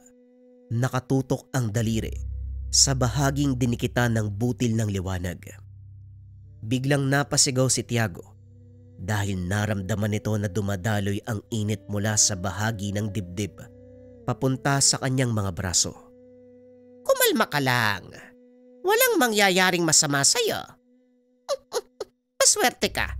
Dahil sa lahat ng mga taong nandito, ikaw ang napili ng mutya ng bulkan bilang bagong tagapangalaga. Ano bang sinasabi mo, tanda? Taga saan ka ba? Kung wala kang sasabing matino, aalis na ako. Sinabing kumalma ka. Makinig. Hayaan mo kong magkwento. Tinamaan ka ng butil ng liwanag, hindi ba? Tama ka. Ano ba yun? Parang nakadikit yata sa balat ko eh. Ang butil ng liwanag na dumikit sa'yo ay ang mutya ng bulkan. Alam ko ang magiging reaksyon mo. dahil ikaw ang tipong hindi naniniwala sa mga ganong bagay. Ngunit ngayon, nasa harapan mo ang katotohanan. Ang kailangan mo na lang gawin, pakinggang mabuti ang sasabihin ko nang maliwanagan ang isipan mo. Walang nagawa ang binata dahil alam niya na hindi rin ito may iwasan. Pilit pinapakalma ni Tiago ang sarili. Naupo ito sa harapan ng matanda. Hinayaan siyang magkwento. Ulitin ko, ang pangalan ko ay Urbano. Ako ang kinakatawang gabay ng mutyang iyan. Kilala ko ng mga tao sa lugar na ito bilang Urbanong Buktot. Para sa kanila, isa lang akong alamat. Kwentong ipinapangtakot sa mga bata para wag lumabas ng tahanan. Ngunit ngayon, eto ko sa iyong harapan. Buhay at pumapalag pa. Nagulat si Tiago dahil minsan niya nang narinig ang pangalan ng matanda. Hindi nito inakalang totoo pala ang kwento tungkol sa isang matandang kuba na nagbabantay sa bulkan. Kung ganun, anong ginagawa ko dito? Ikaw ang tatanungin ko. Anong ginagawa mo dito? Pambihira. Ako yung dapat magtanong eh. Bakit binabalik mo sa akin, Manong? Hindi yon ang ibig kong sabihin. Ano ang dahilan kung bakit ka nabubuhay? Alam mo ba? Biglang natigilan si Tiago sa tanong ng matanda. Sa tanang buhay nito, hindi man lang naisip ng binata ang dahilan kung bakit siya isinilang sa mundo. Sa totoo lang, Manong, yan nga din yung tanong ko eh. Siguradong may dahilan kung bakit tayo isinilang sa mundo. Pero ang tanong ko sa sarili, ano? Alam mo, iho, bawat isa sa atin ay binigyan ng katungkulan bago pa man tayo ibaba sa lupa sa pamamagitan ng pagsilang. Sanggol ka pa lang, nakaplano na ang magiging buhay mo. Kung binigyan ka man ng hindi magandang kapalaran, yon ay paghahanda para sa iyong tadhana. Ano daw? Masyado namang malalim yung pagpapaliwanag mo, Manong. Pwede bang sabihin nyo na lang sa akin ng direkta kung ano man yung dahilan bakit ako nandito? Masyado kang atat. Sabihin mo sa akin, ano ba ang gusto mong marinig, Tiago? Nagulat ang binata dahil alam nito ang kanyang pangalan. Oh, paano mo nalaman yung pangalan ko? Ngayon lang tayo nagkita. Kaya sinabi ko sa iyo, matagal na panahon na akong nabubuhay. Sinusubaybayan ng bawat galaw ng mga tao upang hanapin kung sino talaga ang karapat-dapat na tagapangalaga. Sa kasamaang palad, sa loob ng mahigit 5 dekada, ngayon ko pa lang siya nasumpungan. Sandali lang, ako ba yung tinutukoy mo? May iba ba akong kausap? Bakit ako? Bakit nga ba ikaw? Tumawa ng malakas ang matanda at bigla itong nawala.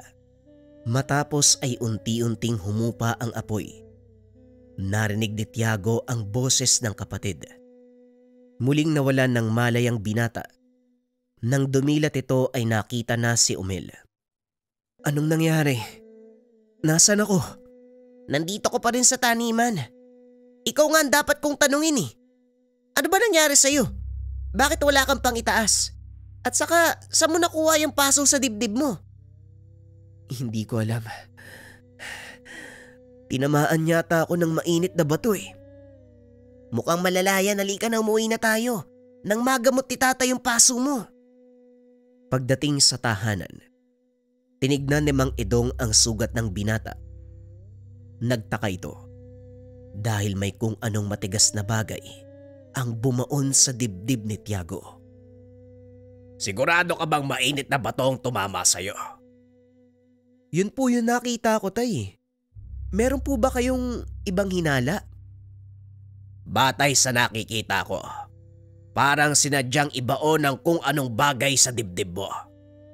Ilang beses na ako nagsasagawa ng pagbabaon ng mutya.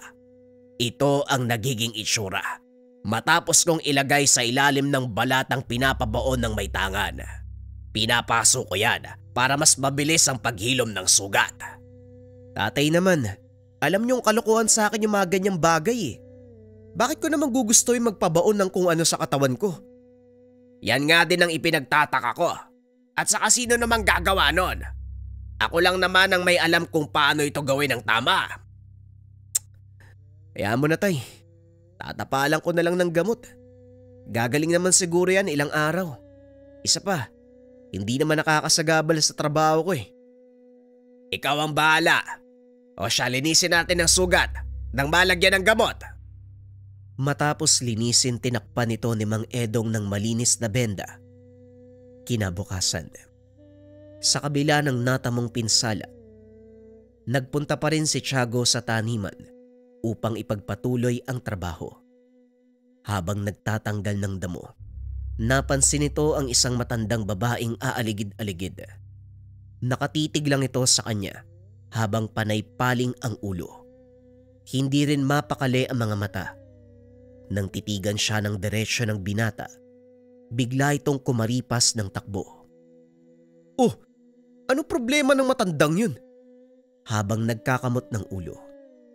Pagsapit ng hapon habang papauwi, muli niya itong nakita.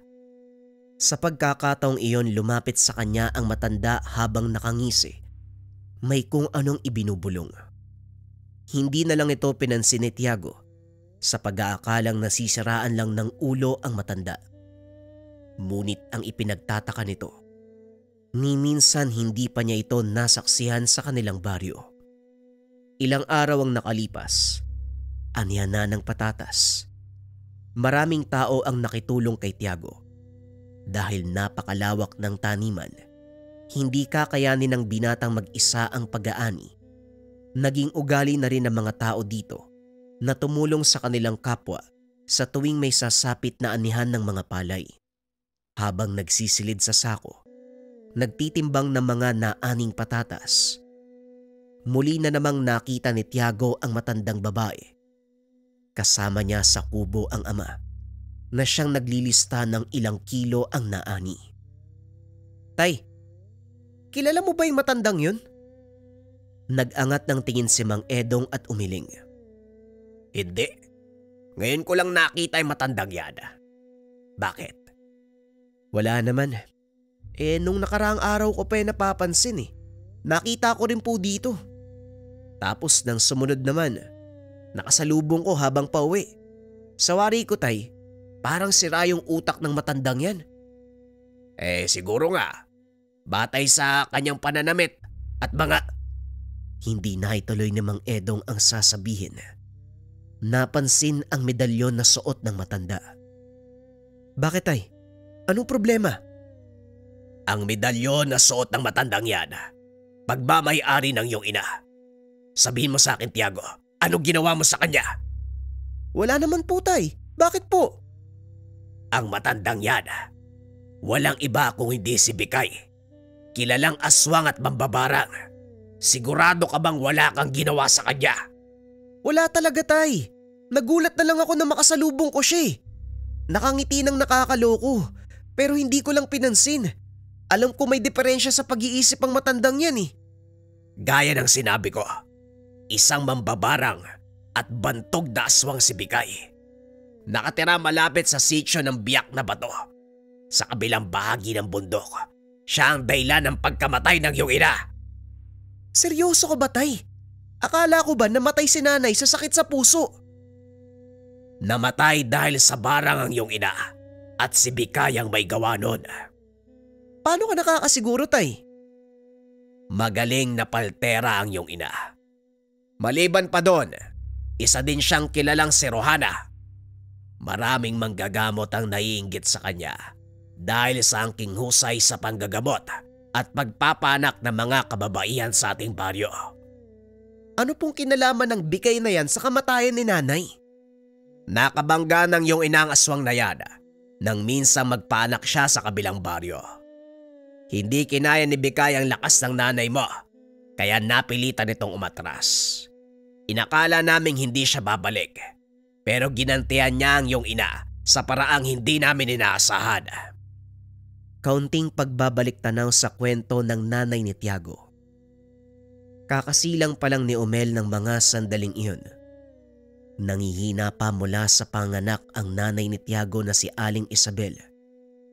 Nang mga sandaling ito, nasa 3 taong gulang pa lamang ang binata.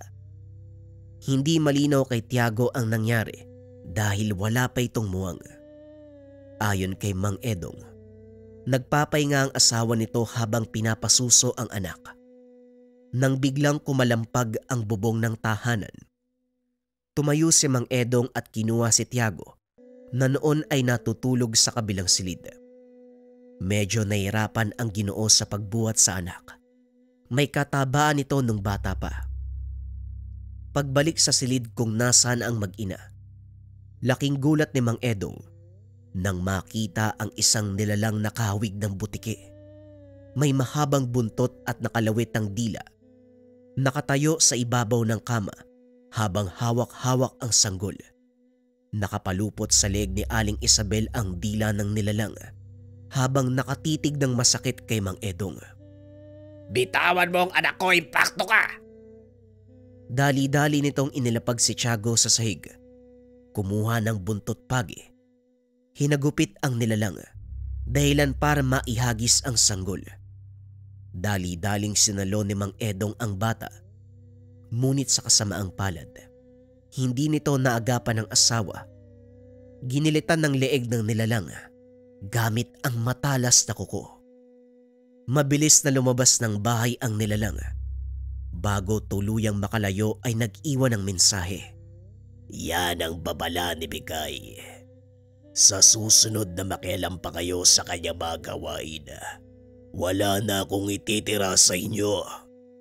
Simula ng araw na yon, hindi na muling nakita ni Mang Edong ang nilalang.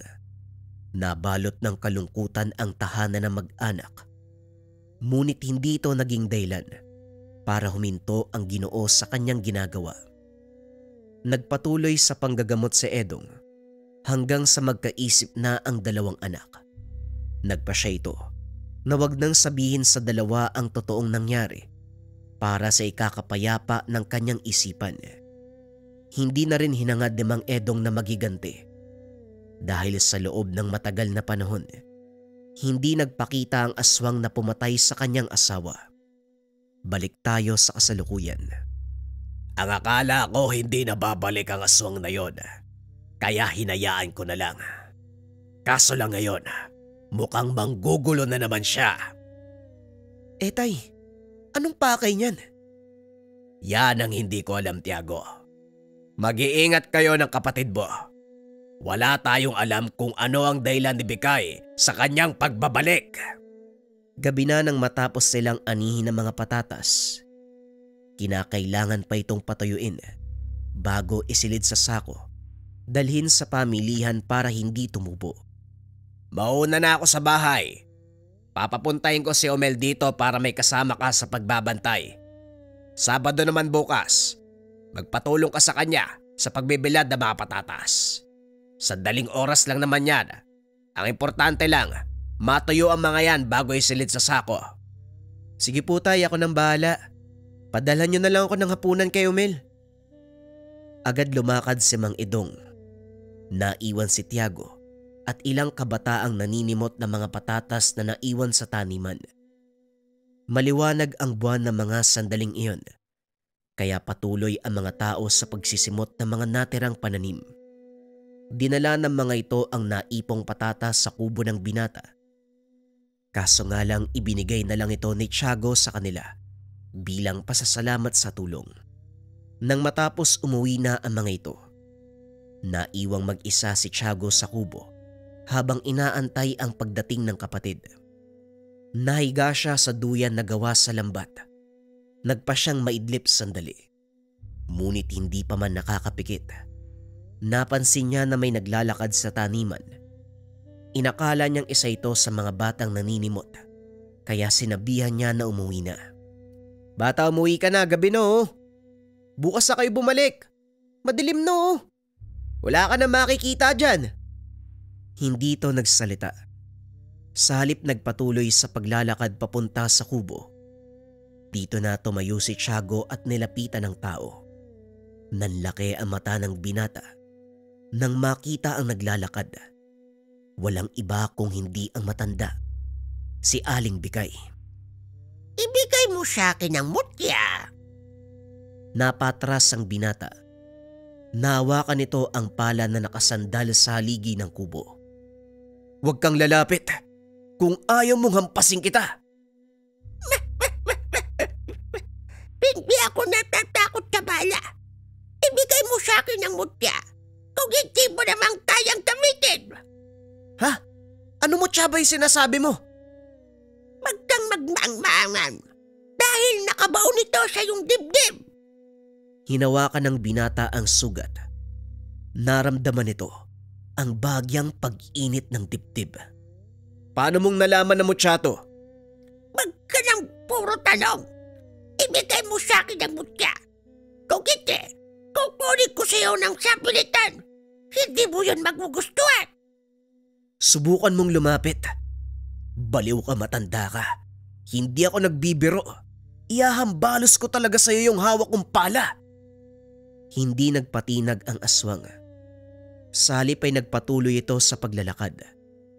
Habang inaabot ang dibdib ng binata.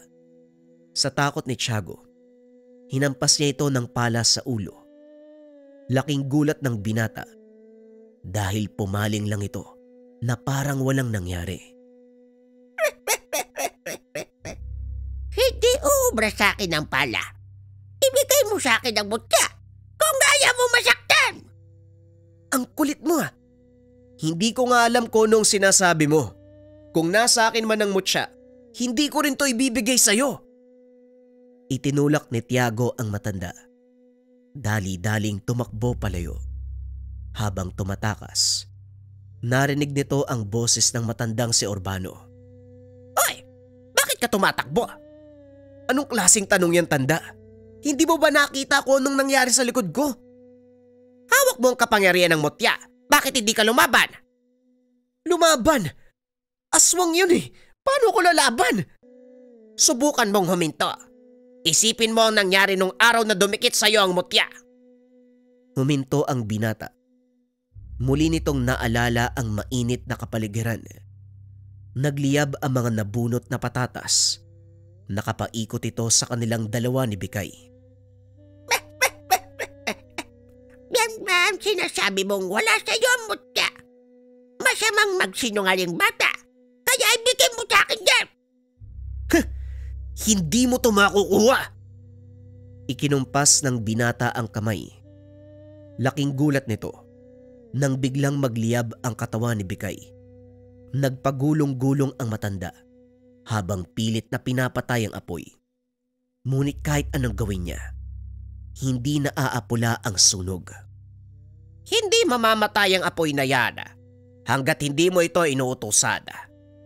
Mananatili itong nagliliyab, Tiago, hanggat nais mo. Siguro mas makakabuti. Hayaan ko na lang na matupok yung aswang na yan. Total matanda na rin yan eh. Pinagmasdan ni Tiago na matupok ang matanda. Hanggang sa maging abo ang katawan. Ilang sandali pa dumating na si Umel. Nagulat ito dahil nasusunog ang mga dahon at puno ng patatas. Basa pa mga yan, Manong ah. Bakit mo sinindihan? Wala. Para wala na akong gagawin sa susunod na araw. Dala mo yung pagkain ko? Oo, Manong, pinadala ni tatay. Tara, kain ka muna. Walang muwang si Umel sa nangyayari. Minabuti ni Tiago na wag sabihin sa kapatid na nakapatay siya ng aswang. Ito ang naging simula ng pagbabago ng buhay ni Tiago. Sunod-sunod na kababalagan ang nasaksiyan ng bata, lalo na sa tuwing magtatrabaho sa bukid. Nakakakita ng mga nilalang si Tiago na hindi nakikita ng pangkaraniwang mata. Sa pagdaan ng panahon, nakasanayan na lang ni Tiago ang ganong pangyayari. Tinanggap ng binata ang katotohanan na bahagi ito ng kanyang buhay. Pilit pa ring itinatago ng binata ang totoo sa ama at kapatid dahil ayaw niyang madamay ang mga ito sa nangyayari. Hindi nagtatapos kay Bikayang yung makakalaban na aswang. Marami silang nagdanais na makuha ang mutya. Noon hindi nila magawang lapitan dahil pinangangalagaan ito ng diwata ng bulkan. Ngunit ngayon, ikaw na ang tagapangalaga nito. Nauunawaan ko na po ang tungkulin ko. Nakasalalay sa akin ang kaligtasan ng mutya. Ganon din ang kapaligiran. Mahirap pero masaya. Alam kong isinilang ako para dito. Mabuti naman at tanggap mo na sa sarili mo ang nangyayari. Umanda ka dahil gaya ng sinabi ko, maraming pagsubok ang darating sa'yo. Laging sumasangguni ang binata sa ermitanyo dahil wala itong alam tungkol sa tangang mutya. Wala ring alam ang kanyang ama sa mga nangyayari. Ngunit kagaya ng lahat ng lihim, hindi nagtagal ay nabunyag ito. Nang minsang nagpapakain ng mga alaga si Humel, nakaupo lang si Tiago sa lilim ng puno at nagpapahinga. Nang mapansin ito, may kung anong sumusunod sa kapatid. Tinignan niya itong mabuti. Naaninag ang nilalang. Isang tikbalang.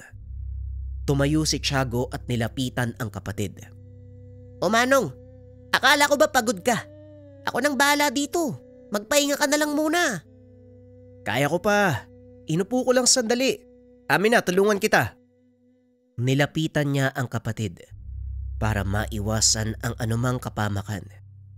Ngunit kahit naroon ang binata, hindi pa rin napigilan ang nilalang na salakayin ang nakababatang kapatid. Nagulat si Tiago nang marinig ang malakas na yabag ng paa papunta sa kanila. Nang humarap, isang malakas sa sipa sa dibdib ang tinanggap ng binata mula sa tikbalang. Nagtaka si Humel kung bakit tumalsik ang nakakatandang kapatid. Ano nangyayari sa'yo? Bakit ka tumalsik? Tumakbo ka, Humel! Lumayo ka dito! Ngunit hindi maunawaan ng kapatid ang sinasabi nito. Bakit Manong? Ano bang nangyayari? Dali-daling tumayo si Tiago at tinulak ang kapatid. Dahil nakita nito, papasugod na naman ang tikbalang. Kinuha ng binata ang palakol na nakasandal sa sulok. Sinalubong niya ito. Huwag kang makialam. Hindi ka hawang pakay ko. Pasensya na, pero hindi ko rin papayagan. Naggalawin mo ang kapatid ko ng walang dahilan. Walang dahilan. Sinira ng kapatid mo ang aming tirahan. Itinumba nila ang patay na puno sa liwasan ng baryo. Itinulak ni Tiago ang tikbalang at tinignan ng kapatid. Hindi naririnig ni Humel ang sinasabi ng tikbalang. Kaya si Tiago ang nagtanong sa kanya. Humel, may patay na puno ba kayo na tinumba? Natigilan ang kapatid. Naalala ang ginawa nila ng mga kaibigan. Meron. Naalala ko may tinumba kaming patay na puno. Ang sabi sa akin ng matanda, may nakatira daw na engkanto dun eh. Siya na mismo ang sumagot sa katanungan mo. Ngayon sabihin mo sa akin, kung wala akong dahilan na saktan ng binatang yan, hindi kita masisisi. Pero hindi ko rin hahayaan na saktan mo ang kapatid ko. Nakatayo ka sa bakuran ko. Kaya hanggat kaya ko magpasensya, umalis ka na. Wala akong kinikilalang dome. Kailangan pagbayaran ng kapatid mo ang kanyang kasalanan. Subukan mong galawin yung kapatid ko. Hindi kita sasantuin. Huwag mo sabihin na hawak mo ang mutya ng bulkan. Hindi ako natatakot. Pwes, tignan natin. Sinugod ng tikbalang ang binata. Sinalubong naman ito ni Tiago. Hindi makalapit ang tikbalang dahil biglang nagliparan ng apoy sa katawan nito. Nagulat si Humel nang makitang nag-aapoy ng katawan ng nakakatandang kapatid. Patuloy na nakipagsagupan si Tiago hanggang sa mapasuko nito ang tikbalang. Tama na. Totoo nga ang sinabi nila Walang makakatalo sa taong may tanga ng mutya mula sa bulkan. Ngunit hinihiling ko sa iyo na sana maging patas ka sa paghusga. Hindi lang tao ang kailangan mong protektahan, kundi pati ang mga engkanto na umaasa sa kapangyarihan ng mutya. Ako nang bahalang magdisiplina sa kapatid ko. Umalis ka na dito. Huwag ka nang babalik. Kalimutan mong nangyari ang kaganapang ito. Panghahawakan ko ang sinabi mo. Naway matutunan ng kapatid mo ang aral ng kalikasan. Dali-daling tumakbo ang nilalang. Nang makalayo ito, saka naman kinausap ni Tiago si Umel. Hindi ka ba nag-iisip, Umel? Bakit mo tinumba yung patay na puno? Ano bang ginawa nun sa'yo? Napagkatuwaan lang namin, Manong.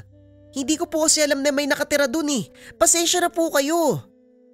Hindi ka sa akin dapat tumingi ng tawad, kundi sa mga nilalang na nasaktan mo. Opo, Manong. Gagawin ko po. Sinunod ni Umel ang sinabi ng nakakatandang kapatid. Simula noon, hindi na muling nagpakita ang tikbalang ng mga sumunod na araw. Habang nagpapagamot ang ama, nagpa siya si Tiago na manood. Isang batang ginagambala ng kapre ang pasyente. Nahihirapan si Mang Edong na hulihin ang nilalang dahil masyado itong malakas. Hindi na sana magsasalita ang binata, ngunit dumating si Umel. Biglang tinanong si Tiago, Manong, hindi ba kaya mo makipag-usap sa mga engkanto? Bakit hindi mo subukan makipag-usap sa nakasapi dyan sa bata?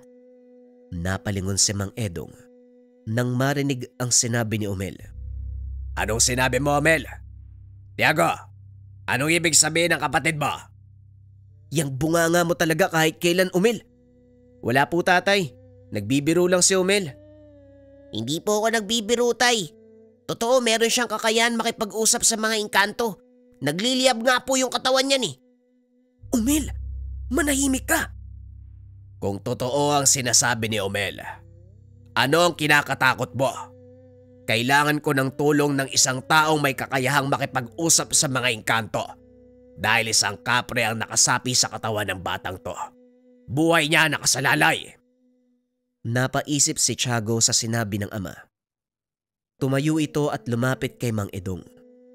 Anong gagawin ko? Ilagay mo sa noon ng bata ang palad mo. Sundan mo ang sasabihin ko. Nag-usal na mga dasal si Mang Edong. Sinundan naman ito ni Tiago. Maya-maya ay biglang nangisay ang katawan ng bata. Akmang tatanggalin ni Tiago ang kamay sa noo ng paslit. Ngunit hinawakan ito ni Mang Edong. Wag na wag mong tatanggalin ang kamay mo kung ayaw mong maligaw sa katawan ng iba ang kapre. Ilang sandali lang huminahon ang paslit. Nag-angat ng tingin sabay ngiti ng nakakaloko. Ang tagapangalaga ng mutya sa gitna ng bulkan. Anong kailangan mo sa akin? Nagulat ang mga magulang nito dahil malaki ang boses ng pasyente. Tay, anong gagawin ko? Kausapin mo siya nang hindi inaalis ang kamay mo sa noo ng bata. Nasa ibang lugar ang kapreng yan. Tanging diwa niya lang ang nakakulong sa katawan ng bata. Magsalita ka. Anong kailangan mo sa batang to? Ako? Wala naman. Gusto ko lang makipaglaro. Alam mo bang nanganganib yung buhay ng batang to dahil sa ginagawa mo? Wala akong pakialam kung manganib ang buhay niya. Hindi rin niyo alintana ang aming mga buhay sa tuwing sisirain ng mga gaya niyo ang kapaligiran.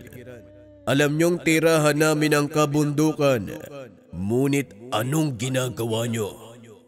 Napatingin si Tiago sa ama. Napailing na lang ito. Makipagkasundo ka sa kanya, Tiago. Hanggat maaari magpakumbaba ka. Tayong may kasalanan. Huminga ng malalim ang binata. Muling kinausap ang nilalang. Kung ganon, ano ang maaari naming gawin para bitawan mo ang batang ito? Sa palagay ko, wala kayong magagawa. Hindi ko bibitawan ang batang ito. Siya ang kabayaran ng kasalanan ng kanyang ama. Sa pagkakataong ito, mukhang wala nang silbi ang pakikipag-usap. Malakas ang kapreng yan. Hindi ko siya madadaig sa kumbate espiritual. Bakit hindi ko subukan na harapin ang nilalang na yan? Nababaliw ka na ba, Tiago? Ano naman sa tingin mo magagawa ng kagaya mo? Kaya mo lang makipag-usap sa kanila, pero hindi mo magagawang sakta ng isang elemento. Diyan ka nagkakamali, Tay. Turuan niyo ko kung paanong matutunton ng kinaroroonan ng isang yan. Sigurado ka ba? Mapapahamak ka lang, Tiago. Sinasabi ko sa'yo. Magtiwala ka lang, Tay. Akong bahala. Nag-usal ng mga dasal si Mang Edong. Inihipito sa bata. Matapos nakita ni Tiago kung saan nananahan ang kapre. Ako nang bahala dito. Siguraduhin mo lang na makakauwi ka ng buhay, Tiago. Gaya ng sinabi ko sa'yo, magtiwala ka lang po, Tay. Ako nang bahala. Dali-daling tumakbo ang binata papunta sa kabundukan. Narating nito ang malaking puno ng balete.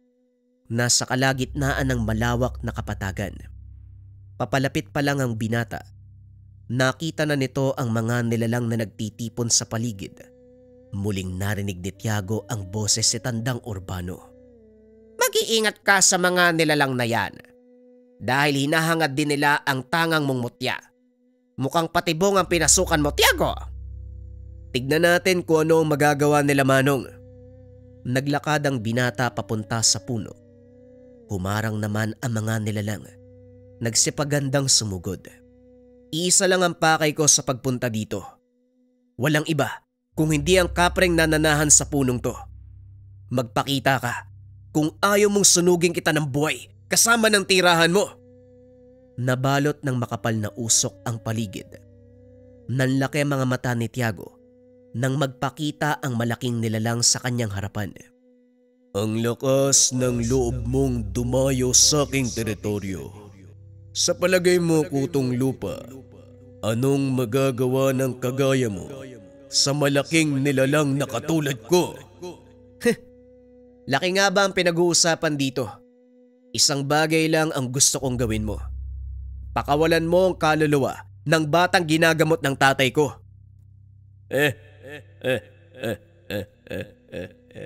Ikaw pala ang taga-ingat ng mutya ng bulkan. Anong ginagawa mo dito? Bakit ka nagbubuwis ng buhay para sa mga taong yan? Simple lang. Dahil nasa ilalim sila ng aking pangalaga. Wala kang karapatan na hulihin ang mga kaluluwang yan. Paano kung hindi ko gawin? Paano kung sindihan ko hindi lang yung tabako mo, pati ang bigote mo? Taga-ingat ka lang nag... Hindi na ituloy ng kapre ang sasabihin. Biglang nagliyab ang damo sa paligid ng puno. May sinasabi ka, kapre? Ano? Papakawalan mo ba yung kaluluwa o pipigain pa kita? Paano mong nautusan ng apoy? Yun din ang tanong ko nung una. Pero ngayon alam ko na kung bakit. Hindi lang ako basta taga-ingat ng mutya. Ako ang tagapangalaga nito. At ang katawan ko ay ang kanyang tahanan. Nanlaki ang mga mata ng kapre nang ipakita ng binata ang kanyang dibdib. Nakabaon ng mutya. Nagliliwanag kasabay ng pintig ng puso ng binata. Nagatrasan ang ibang nilalang, maliban sa tikbalang at kapre. Kapre, ang mabuti pa sumuko ka na lang. Hindi mo kakayanin ang binatang yan. Taglay niya ang kapangyarihan ng apoy at kaya niyang pagutusan maging ang bulkan. Gusto kong subukan ang sinasabi mo, tikbalang. Binata, talunin mo ko sa isang laban. Kapag nanalo ka, ibabalik ko sa iyo ang bata. Maaari mong gawin ang anumang naisin mo. Pero sa oras na matalo kita, ipagkakaloob mo sa akin ang kusang mutya. Maling desisyon, kapre. Sinasabi ko sa iyo, hindi ka mananalo. Manahimik ka, kabayo! Bahala ka, kalabaw. Tumayo ang kapre, dumampot ng pamalo. Ngunit nang ihahampas na kay Tiago, biglang nagliyab ang kahoy, dahilan para mabitawan nito ng nilalang at tumama sa kanyang paa. Napapatalon ang kapre dahil sa sakit. Napasapo na lang ng noo ang tikbalang. Bahala ka sa buhay mo. Ginusto mo yan. Naupo ito sa putol na puno. Pinanood ang laban ng dalawa. Walang magawa ang kapre dahil kahit anong damputin ito, kagad natutunaw o hindi kaya naman nagiging abo. Sinabi ko na sa iyo hawak ko ang kapangyarihan ng apoy at kaya kong tunawin at gawing abo ang anumang naisin ko. Ito ang kapangyarihan ng mutya ng bulkan. Binigyan kita ng pagkakataong sumuko pero hindi ka nakinig. Ngayon lasapin mo ang kabayaran ng iyong pagmamatigas. Biglang natupok ang katawan ng kapre. Sumigaw ito at nagmakaawa. Ngunit hindi nakinig ang binata hanggang sa marinig ni Tiago ang sigaw ng isang paslit. Napatingala ang binata sa puno. Nakita ang batang kapreng umiiyak. Ikinumpas ni Tiago ang kamay. Nawala ang apoy sa katawan ng kapre. Magpasalamat ka sa anak mo. Kung hindi dahil sa kanya, wala ka na. Gaya ng inaasahan ko, mahina ka nga. Pero tanggap ko ang aking pagkatalo. Ngayon sabihin mo sa akin kung ano ang nais mo. Wala akong ibang gusto, kundi pakawala ng kaluluwa ng batang biniyag mo. Masusunod. At simula ngayon, asahan mo ang katapatan ko. Hindi ko yun hiniling. Pero kung kusa mong ipagkakaloob, hindi rin ako tatanggi. Matapos ang pakikipagtunggali sa kapre, nakuha ng binata ang respeto ng mga elemento sa paligid ng bulkan. Gumaling din ang batang ginagamot ni Mang Edong. Laking pasasalamat ng pamilya nito sa kanya. Nangako ang ama na ititigil ang ilegal na pamumutol ng kahoy sa gubat. Pinag-aralan din ni Tiago ang panggagamot. Sinundan ang yapak ng ama. Kalaunan nakilala ang binata bilang manggagamot. Kaso nga lang bigla itong naglaho. Hindi alam ng mga tao kung saan napunta si Tiago. May mga haka-haka na nirahan na ito sa bunganga ng bulkan bilang bagong tagapangalaga ng mutya. Wala nang naging balita sa kanya ang ama. Maging si Humel. Sinubukan pang hanapin ang nakakatandang kapatid. Wala itong nakita ni isang bakas. Gayunpaman, nanatili sa kanilang mga puso ang iniwang legasiya ni Tiago kung paano nitong pinangangalagaan ang kapaligiran, katuwang ng mga inkantong nakatira dito, at higit sa lahat, kung paanong iningatan ang mutya na nasa kanyang pangalaga. Sa paglipas ng panahon, tuluyang nalimot ng mga tao ang tungkol kay Tiago, ngunit hindi ang kwento na bumabalot sa bulkan ng Kanlaon, lalong-lalo na ang mutya sa gitna ng bulkan.